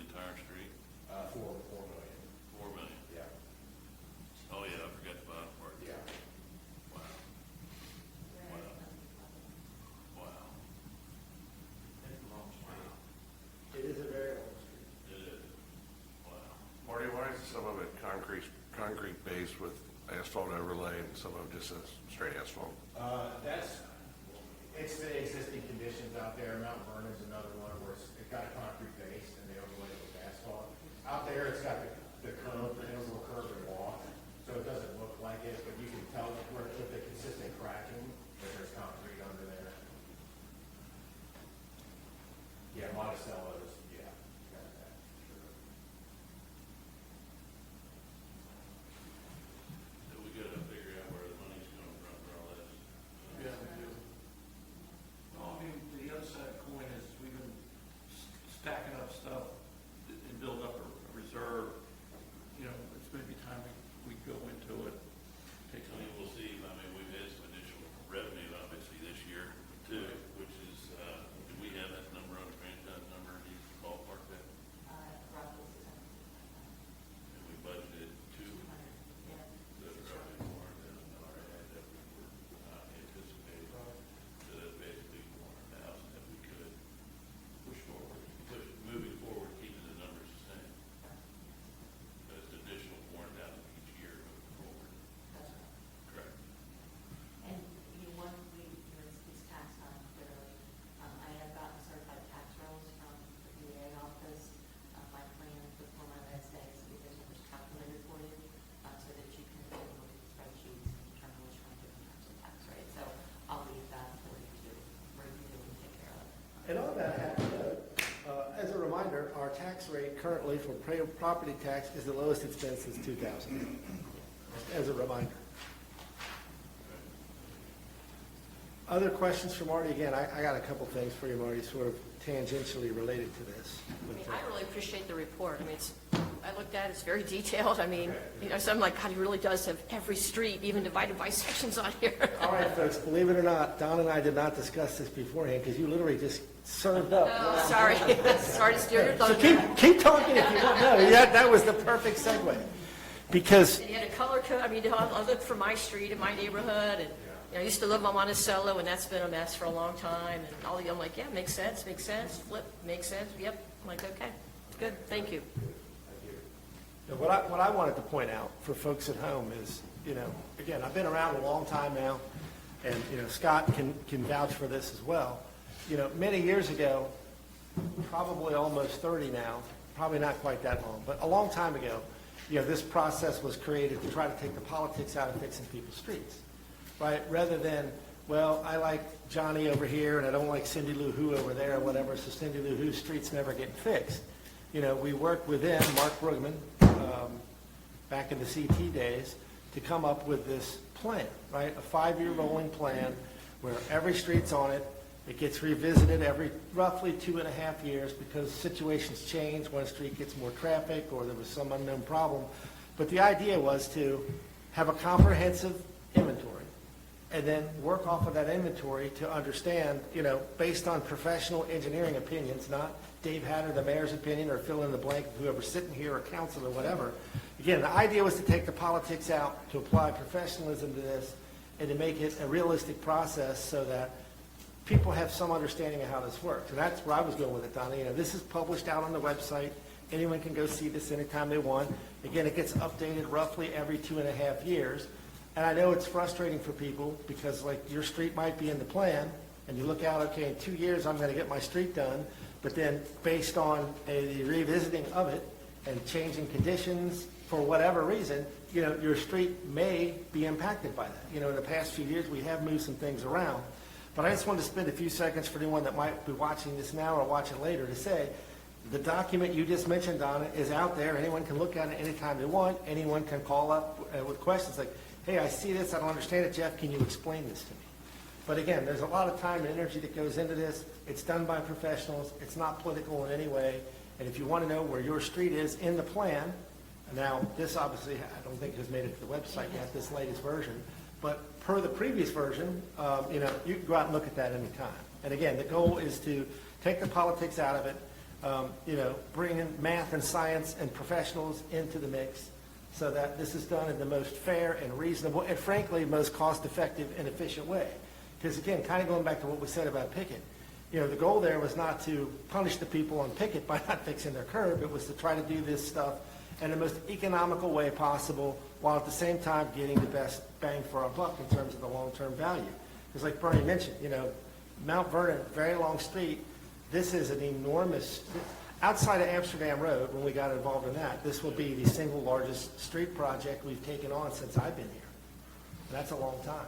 So, again, there's only so much money to go around. We got to figure out how to try to spend it as wisely as possible.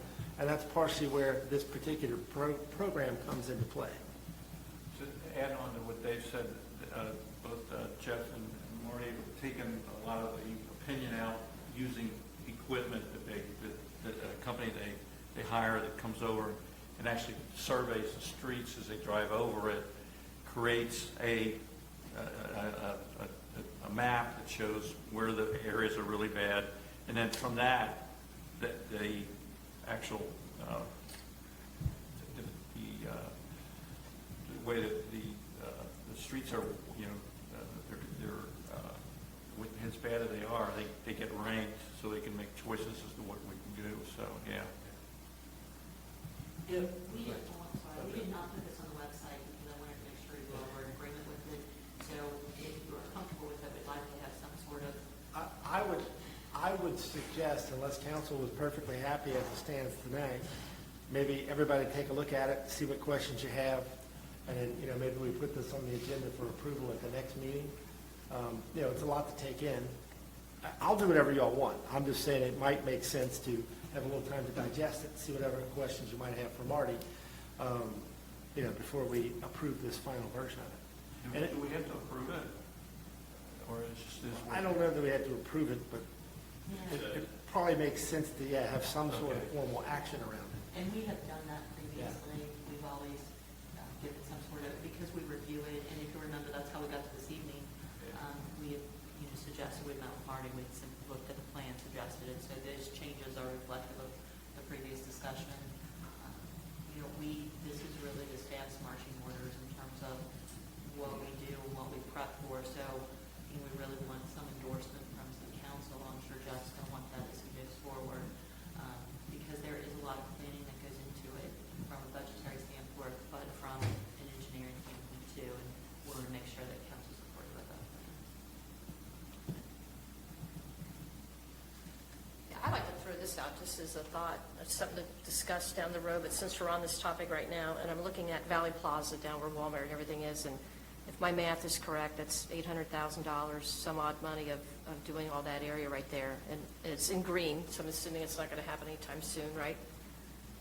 But if you go down to where it's alphabetical, and you pull up Valley Drive, Valley Plaza, all three, A, B, and C. Set up for next 27. Yeah, is it 2027? So Valley Plaza. Or just resurfacing?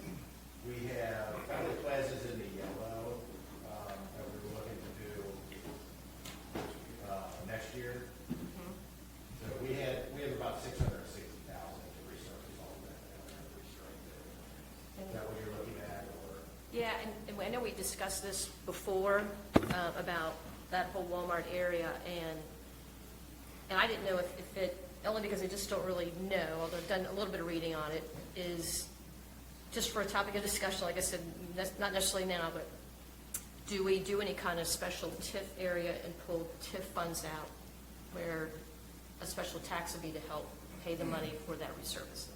Since it's not residential and it's all commercial, and I would likely say the vast majority of the people in that commercial area are not residents of Fort Wright, but residents from all over the place. Is it something to maybe just have a discussion about, and we create a tip zone or something down there to then pay for that $800,000? We had one, and we abolished. Really? Okay. Well, I think there Down might there be, we had one? Because I know we still have the one up here, Dixie Highway. I think a different angle. I mean, we could certainly revisit that again too, but, Donna, you're making in my opinion, a really good point. That, it's one thing, pick any residential street in the city. When we fix the street, it primarily benefits the residents that live on that street and then any other residents that happen to drive over that street, right? And, With their tax dollars. Yes, with their tax dollars.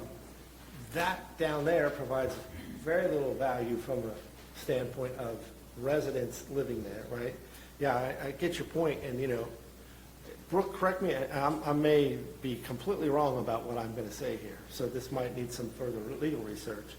But, you know, as I think I understand it, you know, we can assess anybody we want, anytime we want, for anything we want. Now, you know, typically well, I wouldn't say typically, since I've been here, we've never done that on residents. We talked about that with sidewalks and all that sort of stuff, and finally just said, you know, it should just be part of the mix, and, you know, we took the sidewalks into the inventory. You used to be responsible for that as a resident.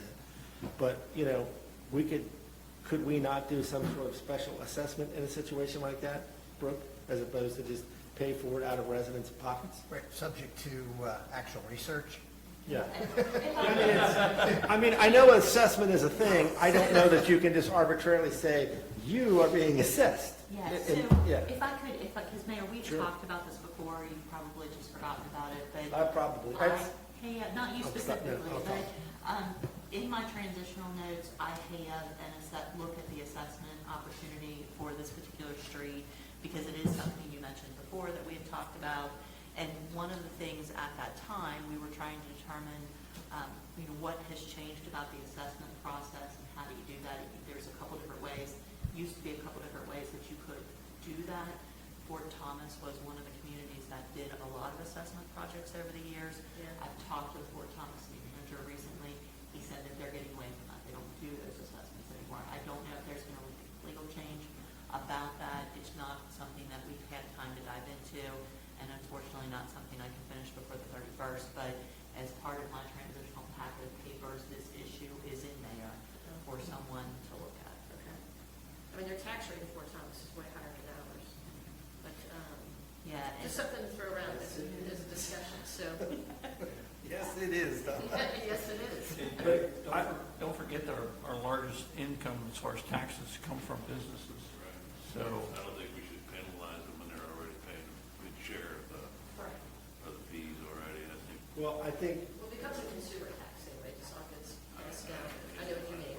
I'm saying, this is a unique situation right there. And they're creating, well, I'll just stop talking. I think you know where I'm going. And it may not even be viable, but I'm just saying, while I think everyone here knows I'm generally for the least amount of taxes possible, I think that particular site creates a lot of extra resource consumption other than the taxes it generates at very little value to the average resident. So, they'll change it by putting drones in. yeah. Well, yeah, well, to that point, we charge Duke a franchise fee, Cincinnati Bell, the cable But company. they're using our right of way. Right. Why don't we charge Walmart to use our city airspace right away, charge them a franchise fee, and let me take it one step further, how about we charge Amazon to drive over all of our streets? So There's not a whole lot of difference there. Let me, if I could, just for a minute, because I have done a little bit of research on this, not enough to say anything necessarily intelligent at this point. But I went to the airport and I talked to them. Unfortunately, we didn't get a good response from them about trying to assist with the drone issue. But I did ask, I had a meeting at the Water District yesterday, and I asked about their concern about drones flying over critical airspace and how that's going to be regulated, if they have any concerns. And they told me that they are concerned about that, and the FAA is coming out with new regulations that help control and regulate airspace that drones would be flying in, which is a concern for us.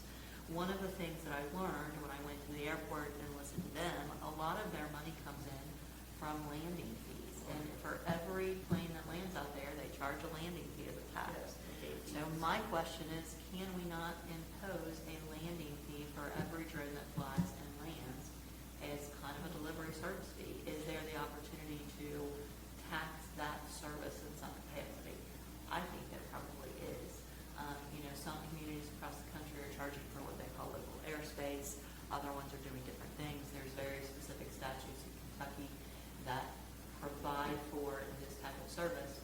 But I think if you get out in front of that, and I talked to the City Managers Association about it yesterday, I told them I thought there was an opportunity to get together, charge and create some sort of landing fee for this. So I think it's just such new technology, but I'm convinced you could do it in some way. How about Amazon? I could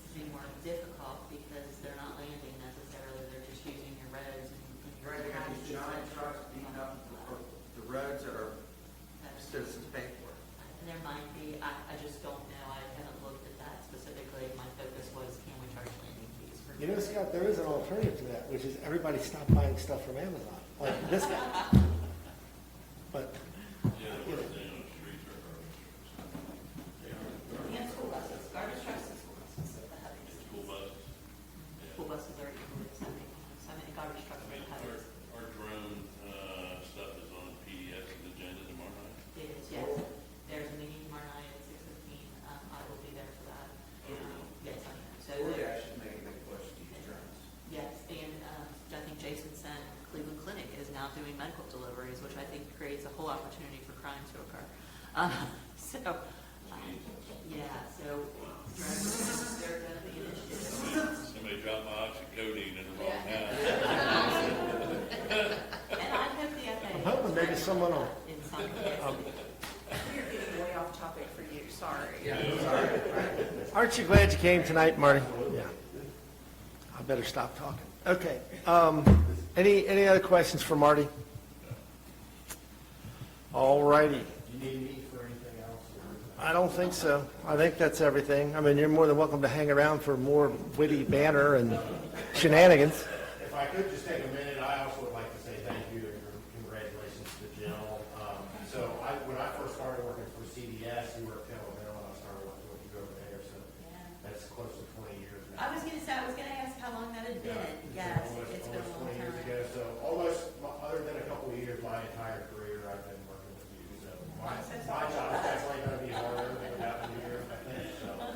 Well, and Marty, you've been great to work with. I had lunch with Mark Bergman a week or so ago, and we talked about that. What a great asset you are to the community and to the cities, and you were to both of the communities I worked with. So greatly appreciate your work. Fantastic to work with. All right. But we'll be, Take some cookies, Marty. but we'll be in touch quite a bit, I think, over the next few weeks. Yeah, there are just, some projects I want to make sure get signed and finished and started, or certainly the Sultan, if you'll notify us that the business Yeah, tomorrow. yeah, we'll get it out tomorrow. All right, thanks, everybody. Thank you. All right, we'll go back to the regular order then. First reading of ordinance 07-2026 regarding revocation of business licenses. You want me to explain this, Jill? This issue, so this issue has come up several times. We've talked about it. Ultimately, the question was, does the city have anything in place that allows revocation of an existing occupational license in the event of certain contingencies like non-payment of fees? And if you look at the short answer is the city does not have anything that allows revocation of the occupational license. What the city has is an existing ordinance that provides for an administrative hold on the issuance of new, not existing licenses in the event that certain things occur. In addition, I think it was Bernie said, can we add in some language that says not just our stuff, but state and county and other municipal delinquencies? So what the approach here was, go to our existing ordinance, which was 1/2024, which lays all this out, and the new language adds in state, county, other local taxes and assessments. And then it adds a new section that says if any of this stuff happens that would provide for an administrative hold to an existing license, you can suspend or revoke the existing license. So this addresses both the adding in the other, like state and county, as well as adding in the right to suspend or revoke. That's how I came up with doing it, and I think it works, subject to everyone's agreement.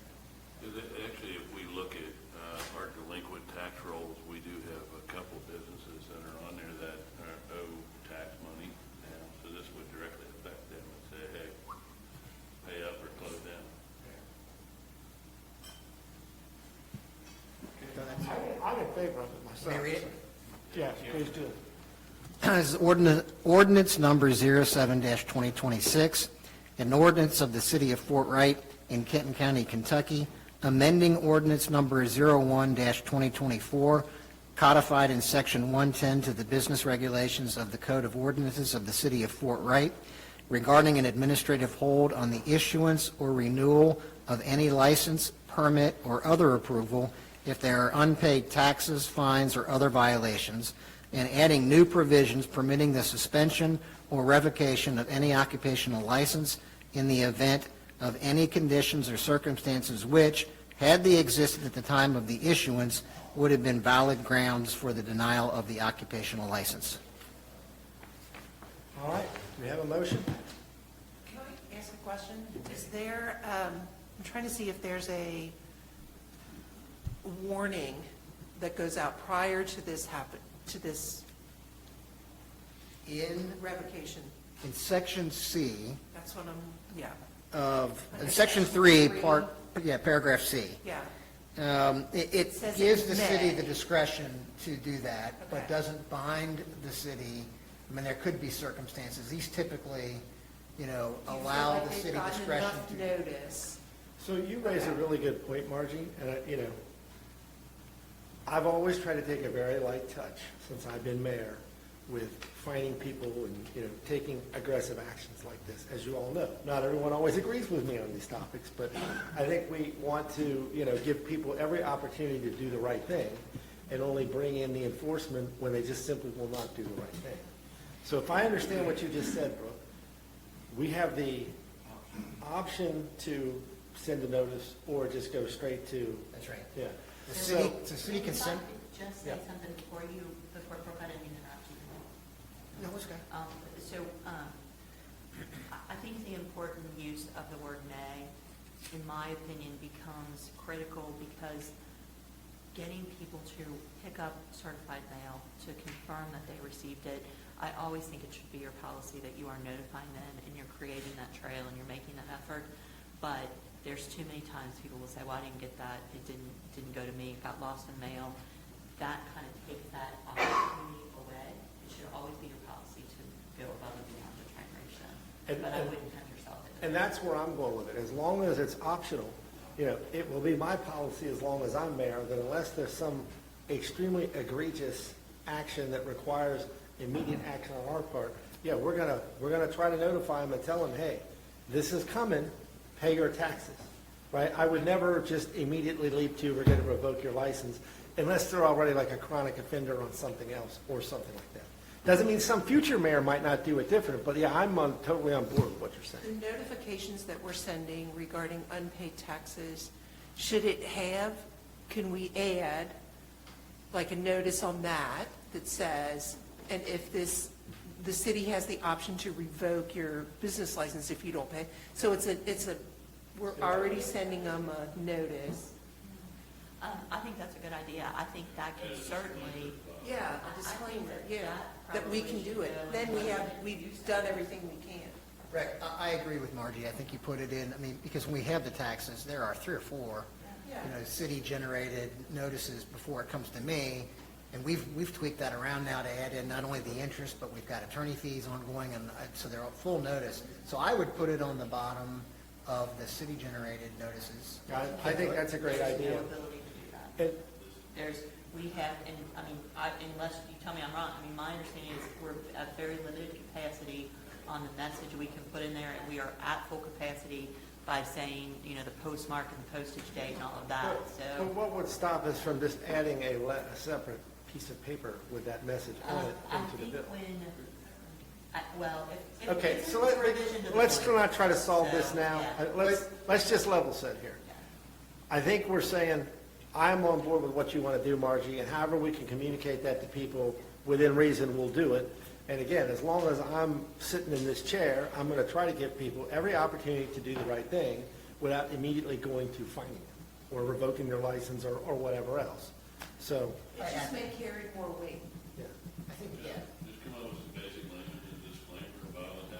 But they're saying that Yeah. software won't allow it. It can't go on the tax bill, but if we're just talking about delinquent bills, we can control the modification of that, so yeah. And we We'll will, work it out. once council passes this, we will obviously publish this information on the website. We can send it out to the registered businesses, we'll put it on our social media. And like I said, the goal would be to give people the option to do the right thing. All right, so any other discussion? I just want to remind that this is in addition to revocation of the ABC license also, so you still have that ordinance too.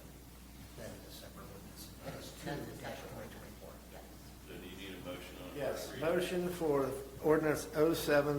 I make a motion, we we have a second? So we got Wessels and Collins. Any additional discussion?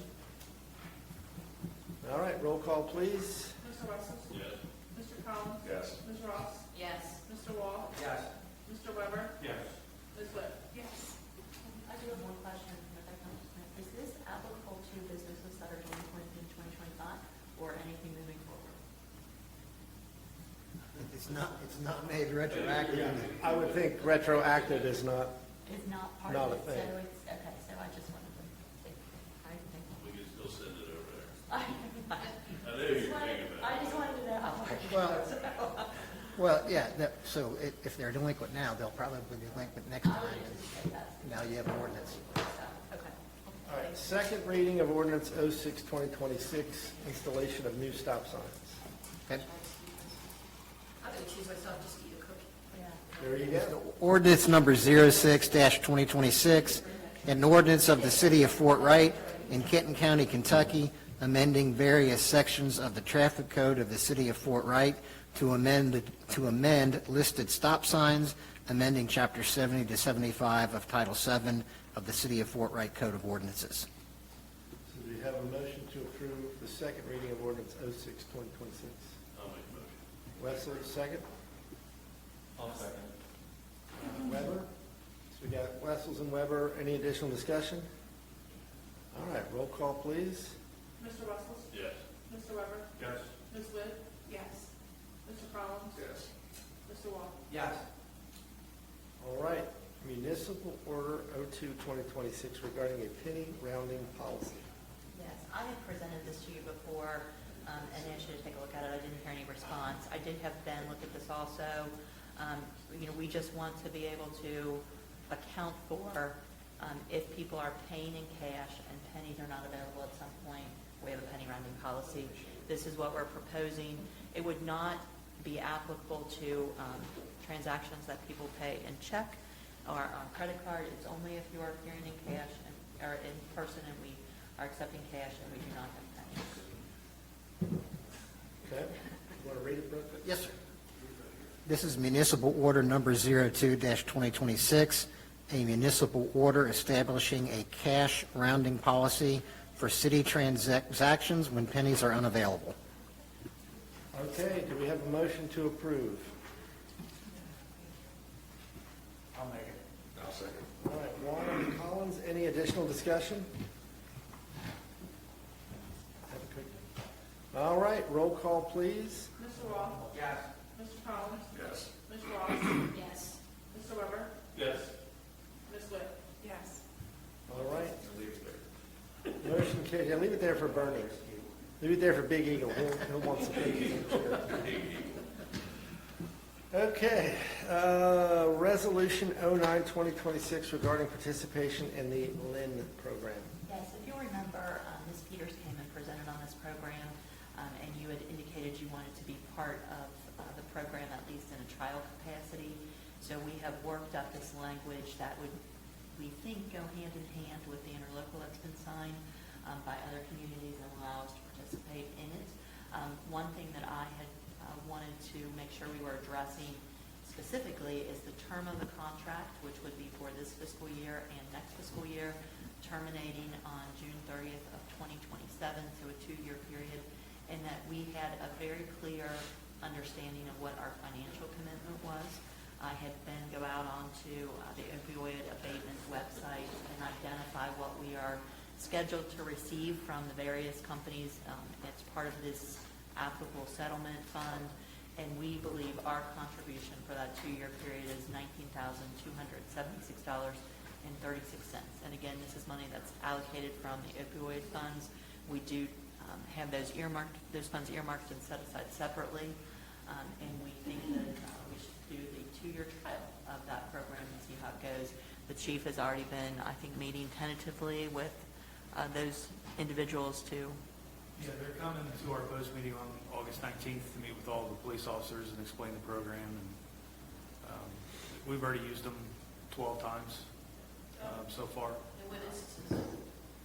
Just various different things with a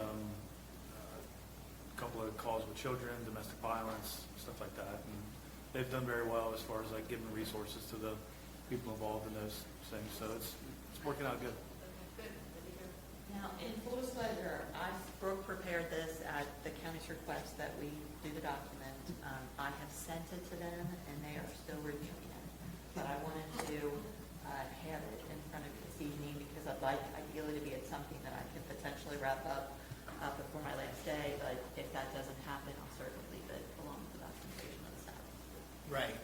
So without the agreement being approved, I don't know that you can approve the resolution We outright. should table this for the next meeting.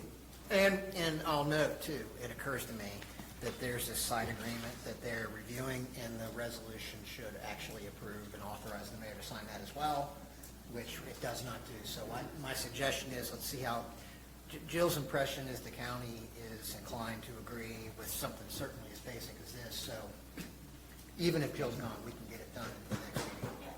As long as the county agrees with it. I'd like to change the resolution to add in approval of the side agreement as well. Yes, of course. And one of my last acts on the 31st will be to provide you with an agenda for the September meeting, so the mayor doesn't have to do that, so I'll just roll this forward. Thank God, that would be a disaster.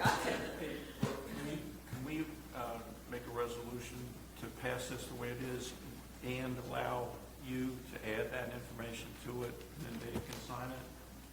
Why don't we just wait? That would save some time. I'm good with waiting, whatever you want to do.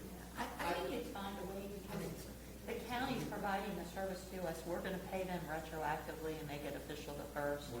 They're still Okay, getting. then I'll make a motion to approve this resolution as it's written. Is there a second? I'll second it.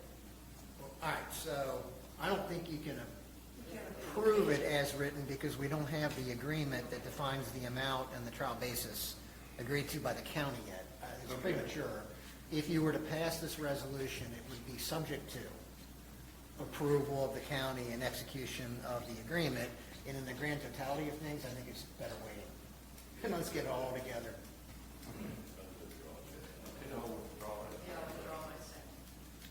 Okay. All right. Well, I think we'll have this resolved before the end of the month. All right, moving down to new business then. Again, back to our regular order, Executive Order 01-2026, appointment of Community Improvement Committee members.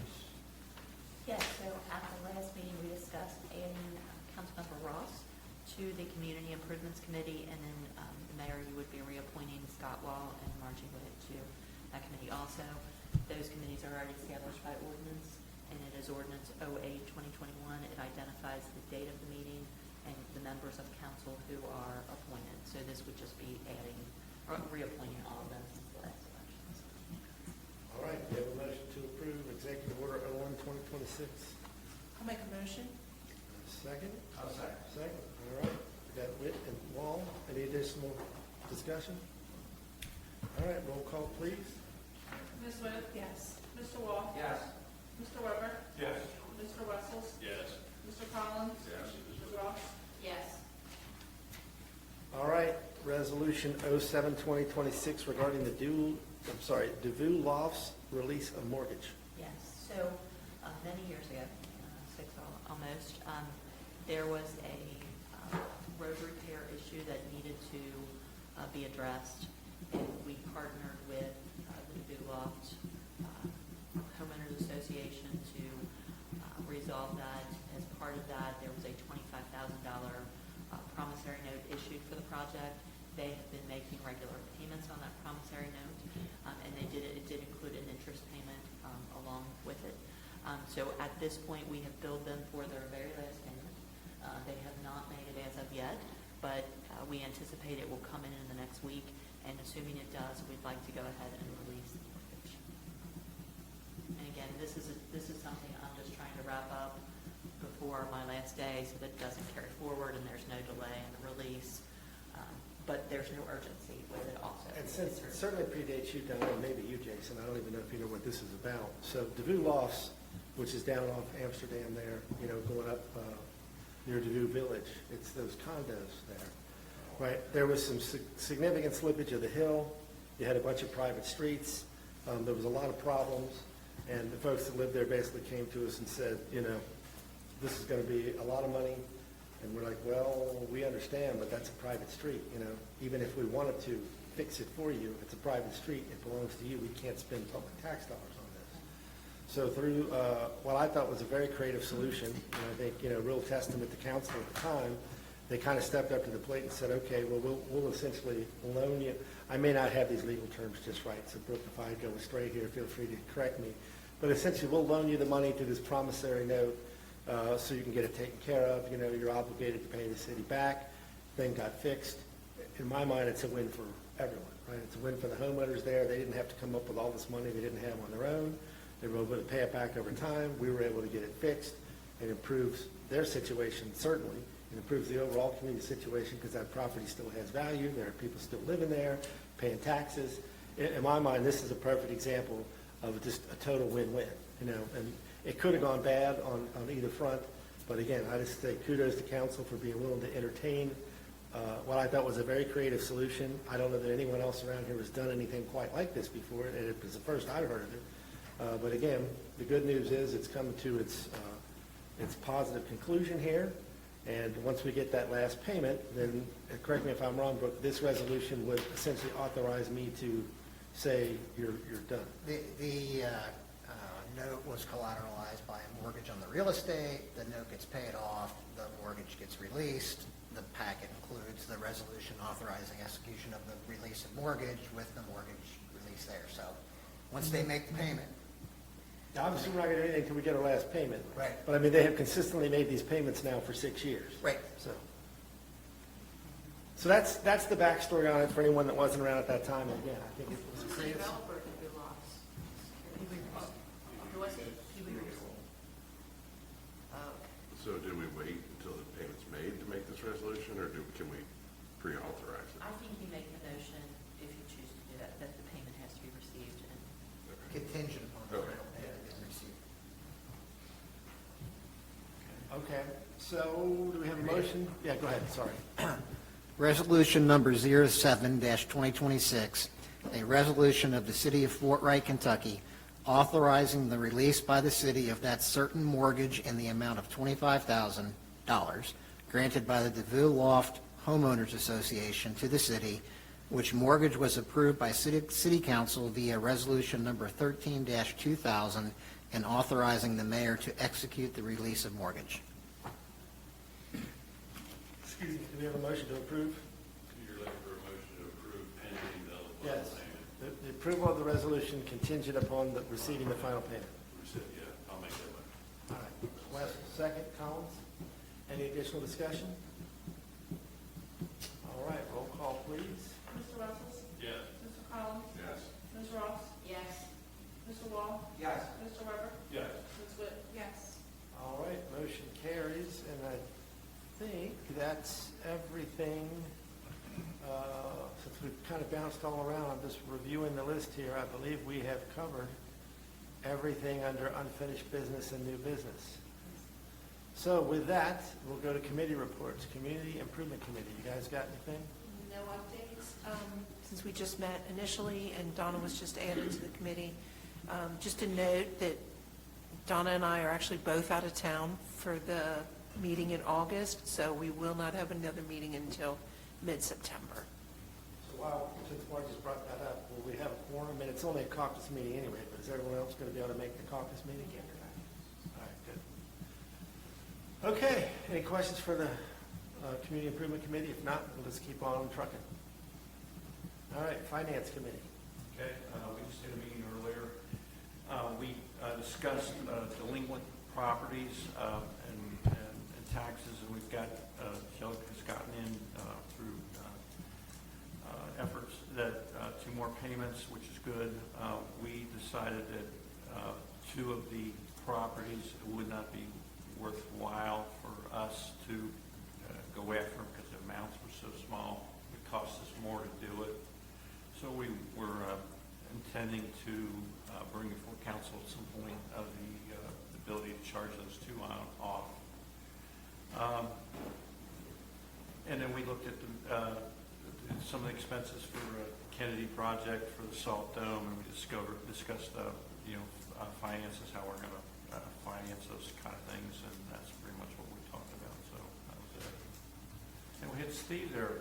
He's, Jill has, Interim city administrator. that's right, Jill has a list of, I do, and we can do it now, if I can do it, we can do it now, we can do it under department report. no, I say you do it because you're gonna put it in the form of an ordinance, correct? Yeah, we probably should put it in form of ordinance, that's what Right, we, I would yeah. think, right. Yes, And then- that's, Right. we have And a then charge off that we'll need to make for, on the other thing too is we did have was it a bond that came due, Jay? Or was well, we did, the scars came due. and we had to make a quick decision, last week that we had to reinvest that right away. So we decided that we're going to notify Red Tree and Republic Bank that anytime some of that comes due, we want a 4-month notice so that we can bring it to all, better to your all's attention. Yeah, Get your, and working through the regular yeah, council. get your approval on all that, so. Yeah, so we renewed the Cedars for 26 weeks at 3.62 or 3.68%. And one of the things that we also talked about, we have very specific requirements that require checks to be signed by primary and secondary signatures, and that accounts be managed in a very specific way. I have notified all the banking institutions that I will be leaving, and they need to remove my name from all of those accounts effective September 1st. And then Steve is already a current signer on the account. He has a secondary signature. The mayor is primary. So we have worked out a very strategic plan for how you will deal with those until you select a new city administrator and their name gets added to the accounts. they just ordered Joe Biden auto pen. I got me an auto pen. Anything you need signed? Good one, Nick. Dave Hatter auto pen is gonna go to work. Nyoka Y'all need a area pardon? I got you. are gonna be 10-year working pardon, on- 20-year pardon, what do you need? Crimes you haven't committed yet? I got you. Just like my boy Joe. Me and China Joe, be signing Jay, why don't like you go there? crazy. Look what you started. Anywho, any questions for the finance committee? Okay. Hopefully that auto pen won't get hacked. That could be a real problem. Working group on recreational properties. Well, I think our best bet is to postpone this discussion until the caucus meeting. Donna won't be able to be here. We had a spirited debate over a couple issues, and out of respect for Donna, she won't be here for caucus with the council. So we'll postpone it to September caucus, I'm assuming. That could be it. Yeah, I'll be here. I'll be here, I think, every meeting for the rest of the year. Yeah. So we're ran it through and Donna's gone, is that what you're saying? I'm doing that out of respect for her, that we postpone the discussion so everybody can be involved and hear that one. Yeah, I'll be here. Right. I appreciate that. Any questions for the working group on recreational properties? All right. One of the things, if I could, just, I'm sorry, Rich, did you have something? I was just going to ask, so I was looking at basically the initial purpose of the working group on recreational properties. My question is, I'm interested in, would it be a wise idea to expand for this working group to take on and create an overall park plan for the entire city? Are we looking at doing that as part of your function, or is that a, Get you one problem. right? We did have some discussion over a lot of the vacant spaces. Okay, thank you. Margie, I think you're on the right track. I mean, so how long have you been here now? 9 years. Thank you. It's been 9 years, all right. And how long have you been here, Scott? About 20. Yeah, 20 plus. Because I'm pushing 28. You've been here more than 20. My point is, we can't seem to get any real consensus around some of these things. And it feels like, maybe that's what we need to do, is get a group of people who are interested in it, and then let them come back with a plan. Because we talk about it, then nothing happens, and then, obviously there's no urgency around any of this stuff, and we are going to have a lot of expenses coming up, and I think we need to keep that in our pocket with whatever we're spending money on. But at the same time, I mean, we just kind of keep kicking the can. This reminds me of the sidewalk situation. I mean, it took us almost 20 years to eventually get to the point where council finally said, we'll just take the sidewalks. So whatever happens with these properties, I think it makes more sense to try to look at this comprehensively and come up with something cohesive rather than, we got all these little bits and pieces of stuff, and we're doing this thing here, and maybe do that thing over there. Again, it's up to you all. Obviously, things will change, right? In the future, things could potentially change. But it would be really nice to have, like, I think it makes sense to have a plan and it have costs with it. Because, let me just, for those of you who aren't around, I think you were here for this, Scott, because I might be the only person left besides Scott and Steve Shuey that was here for the great debacle of Battery Hooper Park. And you were here for that? And for those who don't remember, this all sounded great until people started putting numbers to it, right? And all of a sudden now we have this, in my opinion, ridiculously elaborate park plan that made no sense. Double the city's debt. After we double the city's debt to buy that property, we're worried about, do we have enough police officers? And these are all part of my arguments for anyone that listened to this back in the day. We don't have enough police officers. They're going to double the debt. Now we're going to double the debt again. And, once the price of it all came out, then it became very concrete. Do you want to spend this much money for a, quote, park?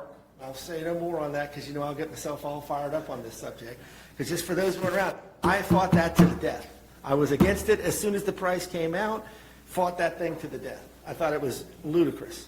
And I think once the money became obvious and what we were going to be spending on that versus everything else in the city, and the doubling, really the quadrupling of the debt, then it became clear, and, the tables turned at that point.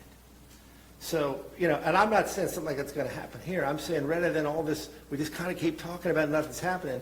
If you have a plan and you got an amount, well, people can kind of get either, yeah, I like that, and I'm down with this, or, yeah, I'm never going to agree to that. But at least we could try to get to some resolution on some of these things. Dave, I'll tell you that one of the things I want to discuss when it came to my turn to talking about the recreational properties going forward is we do need a full plan, because some of what's being proposed over at the Kennedy Road area drastically affects what's going to go happen at South Hills. So now you've got two areas we're talking about, not just one. So I think we absolutely, I totally agree with Margie on this.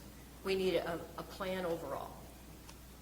I think it makes sense to, again, people may not like the plan. We may never move forward with the plan, but at least then we got something concrete to talk about rather than, well, what about this thing and that thing and, whatever. So, okay, well, then, so what are we saying then? We want to, is this a community improvement committee topic? Is this a working group on recreational properties topic? Or is it something different? I felt like it was a working group on recreational properties topic only because you guys have spent a lot of time on some of these other issues. And I have input, but I'd love to hear. If you all are willing to take, if you all are willing to take it I on. want to throw it out in a caucus meeting when everybody's here so that everybody can throw their 2 cents in, and then we can take it from there. Yeah, I think that's a great idea. That's the only reason that we're doing it. Yeah. I mean, there's different ideas, different viewpoints on the committee, so. Okay, I'm a little confused by your comment. So I'm going to make sure I understand what we're saying here. Correct me if I'm wrong, Margie. What you're asking for is this working group on recreational properties would take it on as a task to come up with an overall plan for all properties. What I think you're telling me is there's going to be some conversation at the next caucus meeting. I'm not saying that shouldn't happen. I agree with that, but we want to hear what you all want, Okay. direction They you want want us our to input go. to create a plan. Do a big master plan and all of a sudden majority. Okay, I'm good with that. So the committee, working group for recreation and properties. Yes. That's a mouthful. Is willing to take on this task of ultimately. Dave, we have. It's just, there's steps in the process that, you can't go over one without the other. It's kind of the way we are right now, so. I don't agree with their plan, so that's what's holding everybody up. Just throwing it out there. So that's why we need input from everybody else, because truly, whatever's going to happen at Kennedy Road may or may not drastically affect South Hills, which then may or may not affect Battery Hooper.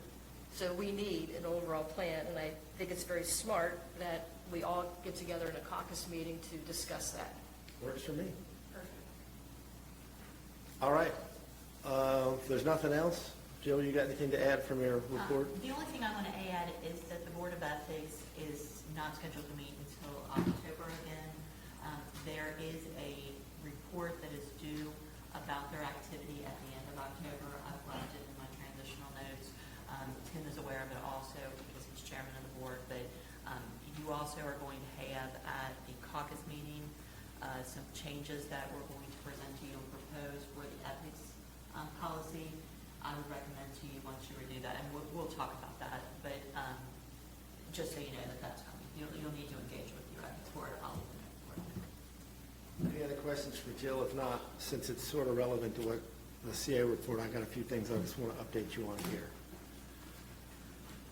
Okay, first off, as a reminder, we've had 5 candidates apply for the CAO role so far. All of their documentation is out in SharePoint. I created a spreadsheet where I'm kind of cataloging this out there. You all should have received an email from me with a link to that.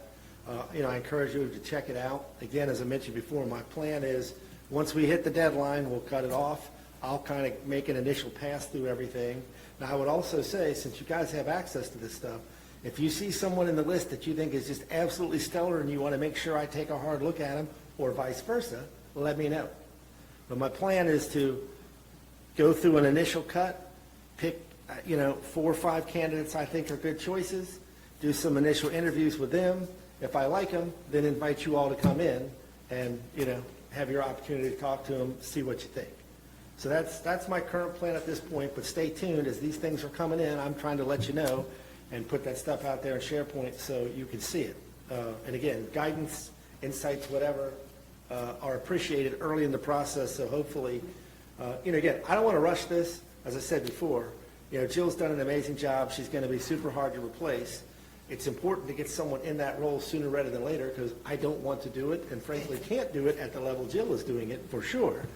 But I also don't want to rush, right? We need to get someone that's going to be the right fit culturally, the right fit experience-wise, the right fit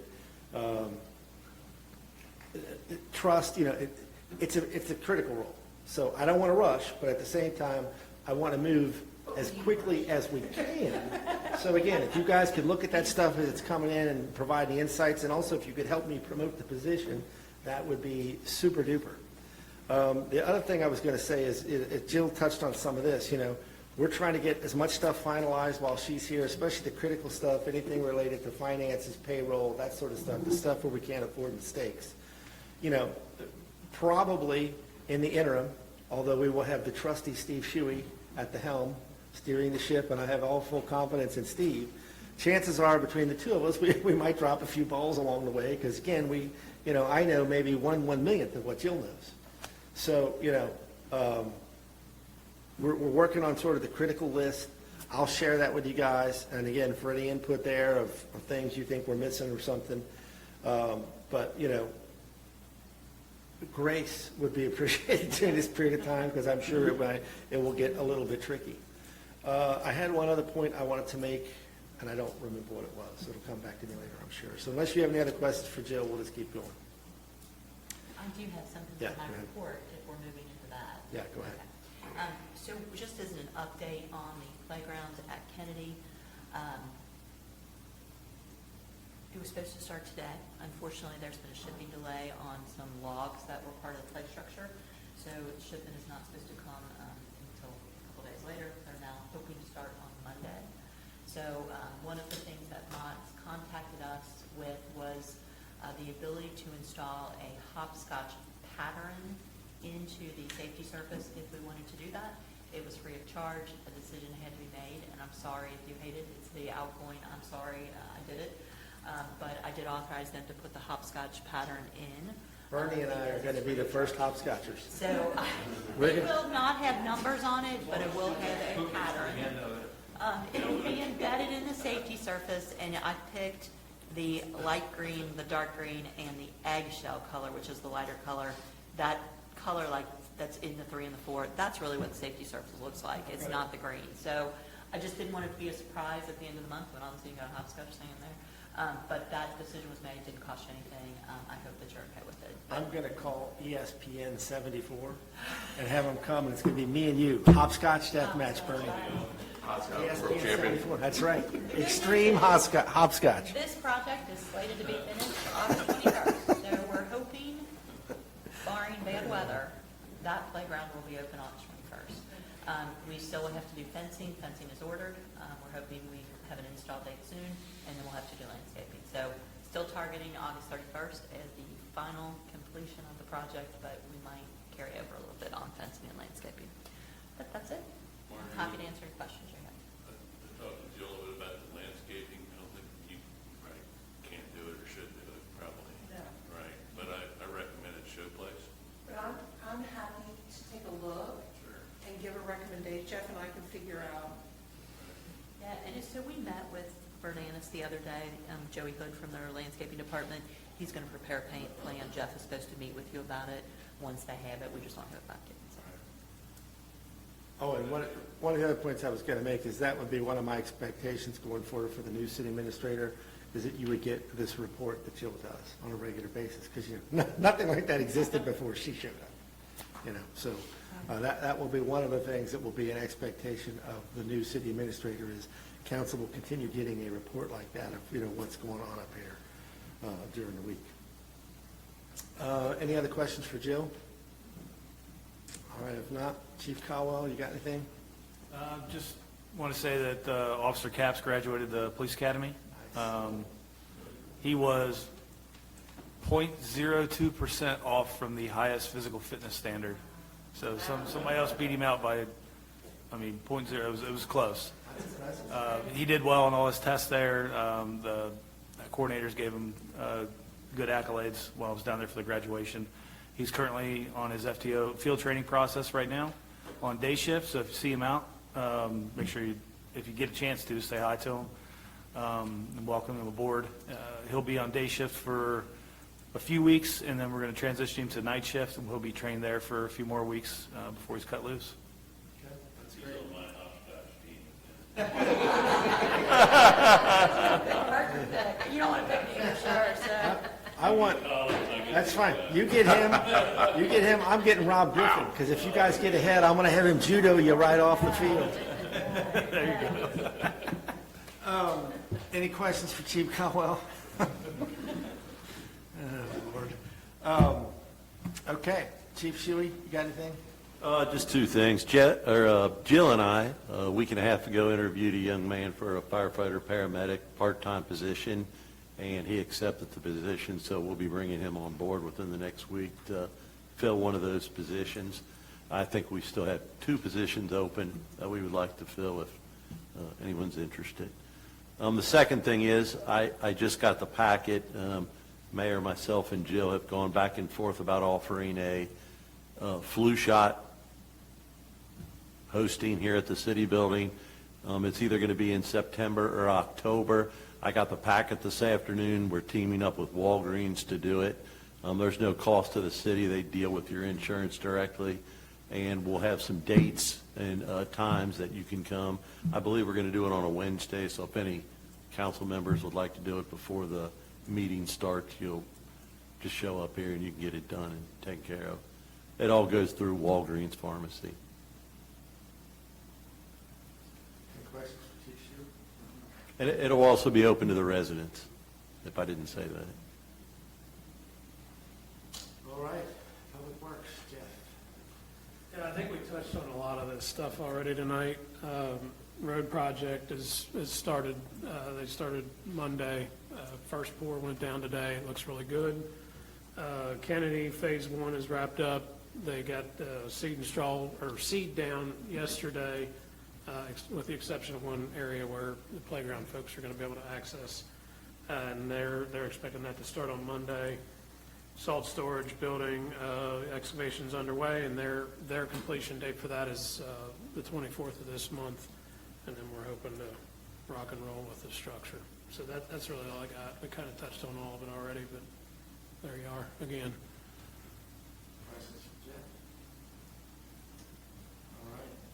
Carrie, you got anything? to start on the letter that we sent out for the employee appreciation thing. Any questions on that? And I did speak to Republic Bank, and they indicated that they would go and sponsor the event for this November again. So that's our turkey roll. Oh, turkey log, Jill. It's a turkey log. What's the date on that? We gotta put that in the calendar. It's always the Wednesday before Thanksgiving. I've had a turkey log every year for Thanksgiving for a long time. Yeah, turkey log. Can't beat it. Naoki, you got anything? Nothing outside in the report. All right, Brooke? There's still this email from the top of St. Anthony. Yeah, they decided not to talk. That was Lance. Oh, So- that was that. Oh, is that? And he said he talked to Jeff, and So that's, he's good. What's gonna come of that? Just, He wants to repaint the line up there. oh, so then. Yeah, I looked at the picture, I was like, where'd the yellow line go? We'll repaint the line. There's a sign there. So both of them shouldn't be parking there, correct? Pardon? Both the pickup truck and the trailer No, and the they should not Amazon? be parked there. Oh, There's a sorry. sign I up was just there. coming out. Oh, you think, oh, okay.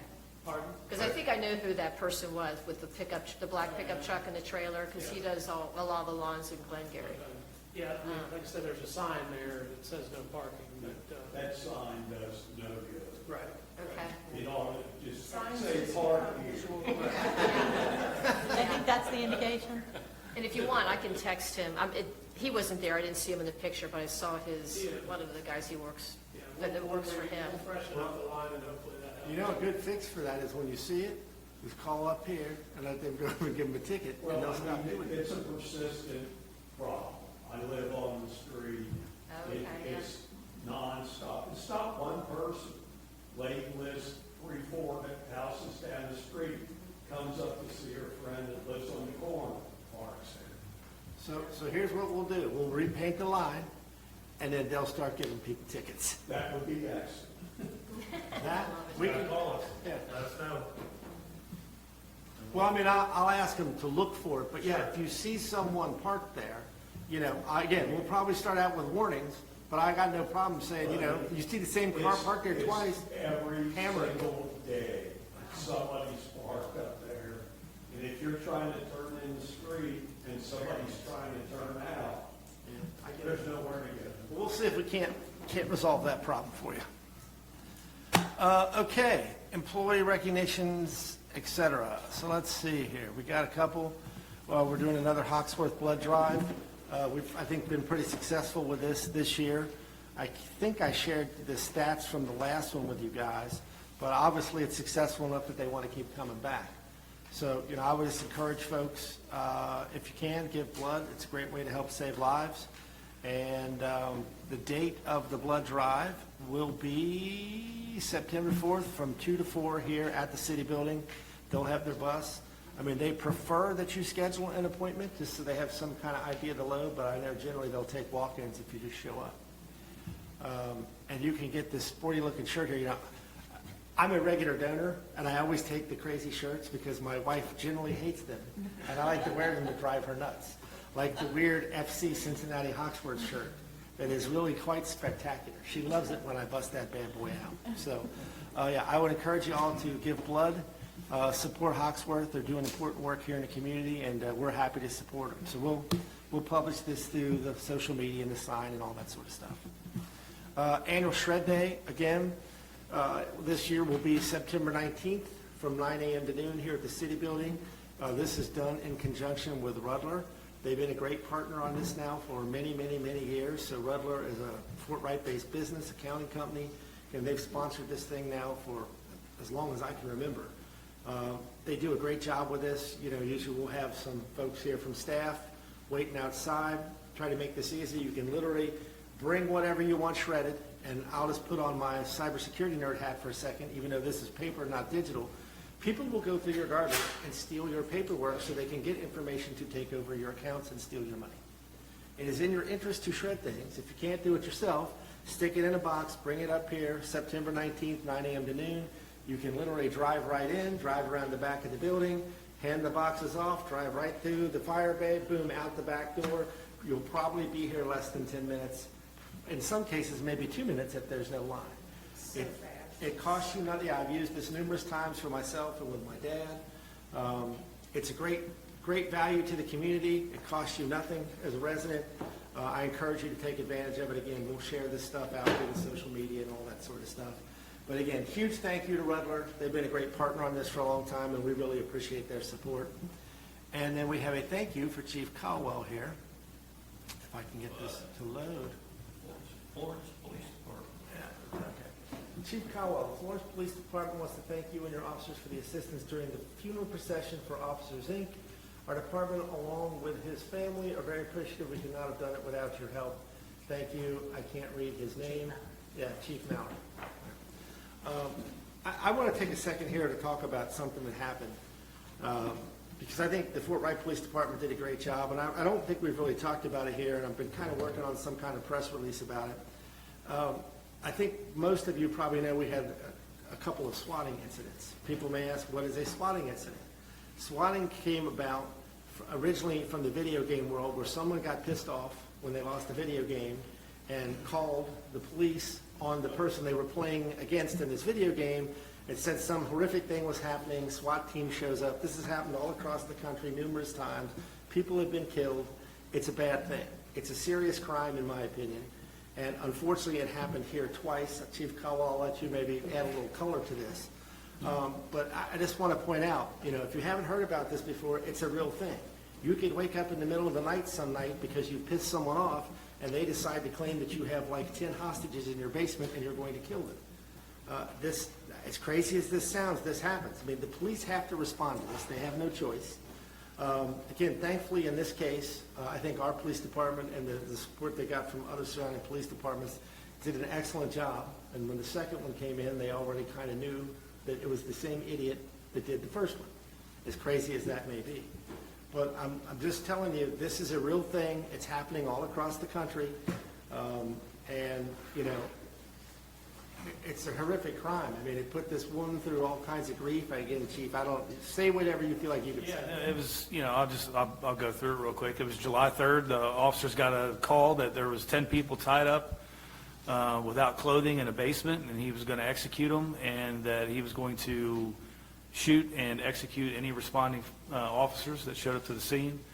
So when we get calls like that, we have to treat them as it's the real deal, and we prepare ourselves. And there was numerous other agencies that responded, a huge emergency response on Amsterdam Road, which resulted in an elderly woman being escorted out of her home. And I can't even imagine the trauma that could cause her, the potential dangers that she was put in, and anybody else that was in the home. She was completely innocent, too. She doesn't know this guy, has nothing to do with this guy. And we cleared the house, and so that happened on July 3rd in the evening. By July 7th, we had already identified the suspect. We had a warrant in the process, waiting on a judge to sign it. And literally about noon that day, another call comes out. So we had already knew who the person was. So instead of going to the other residence that he claimed was another situation was happening, we went straight to where this person was, and were able to get him out of the house and arrest him and take him to jail, added new charges, and served a warrant. What's the icing on the cake there, Chief? How many times has he done this in Louisville? Oh gosh, I don't know the specific number. It's more than one, correct? There were more like 25, I think. No, it's closer to 50. Closer to, yeah, it's This closer guy's to. out walking the streets, Yeah, doing this again to innocent people. Could be any one of you. He did it in Louisville and in Lexington, and the courts had deemed that he was not able to stand trial. So I'm hoping that Kitten County is going to treat this a little differently. Now, I'll just tell you, I have reached out to Rob Sanders and asked him to get out like the hammer of Thor and pretend that this guy is a nail. So we'll see. I will say we have had the felony preliminary hearing on this already, and Rob Sanders handled it personally. Excellent. And Thank you, Rob. We and appreciate you. when yes, he did an outstanding job. And when the attorney for the suspect spoke about bond, he jumped in really quick, and the judge ended up backing up Rob's points on that, and the bond did not change. I think he's in there on a $100,000 bond right now. Who's the judge? Just curious. I believe for the preliminary hearing, I believe it was Easterling. Don't quote me on that, I don't know for sure, but I think that's who it was. But again, imagine yourself 3 o'clock in the morning, your door's getting kicked in by the SWAT team. This is how people die. I mean, it's happened. This has happened. And there would be lead in the air at my house. Well, That's the downside. that's why I want to point out, this is a serious crime. It is not a joke. Anyone that does this should be punished to the maximum extent of the law. And, you know, I know Rob is on board with doing what he can. Like I said, I talked to him personally. He was very supportive. And we're sort of working on some kind of press release or something about it, because I think more people need to be aware. Did Rob give you restitution for all your time for all those services? You know, I mean, it is a good question. It could be possible, depending on the outcome of the trial, if we get that far, which I'm hoping we do. What is the status of that house? Is that a halfway house? That's a, is that licensed? Is it allowed in Fort Wright? I mean, what's the? They are allowed, they are not subject to the zoning code. We had, and I can pull that stuff back out for you, but we had a lengthy discussion about another one that was located in the community and causing some problems. That one, I don't know if it went away or the problems went away, it just hasn't been an issue. Yeah, I know this particular one, we had issues about 10 years ago, and there really hasn't been anything since until this. Okay, all right. But we looked extensively at whether or not, and how we could regulate it, and we were very limited. All right, if there's no other questions, then that concludes our meeting, but we do need to have an executive session. Under 61.810C, discussions of proposed or pending litigation, and 61.810G, discussions between a public agency and a representative of a business entity, and discussions concerning a specific proposal if open discussion would jeopardize the siting, retention, expansion, or upgrading of the business. All right, so motion to go into executive session under 61.810C and 61.810G by Wessels. Do we have a second? I'll second. All right, second by Witt. Roll call, please. Mr. Wessels? Yes. Ms. Witt? Yes. Mr. Collins? Yes. Ms. Ross? Yes. Mr. Wall? Yes. Mr. Weber? Yes. All right, so we'll give everyone time to clear out here, And I just want to thank everybody again. It's been an honor and a privilege. Thank you so much for the gifts and the kind words. Also, one last thing before I leave, I will send your September newsletter out. If you have content that you would like me to include in that, please let me know. Hopscotch. Jeff, we need to pick a date before that.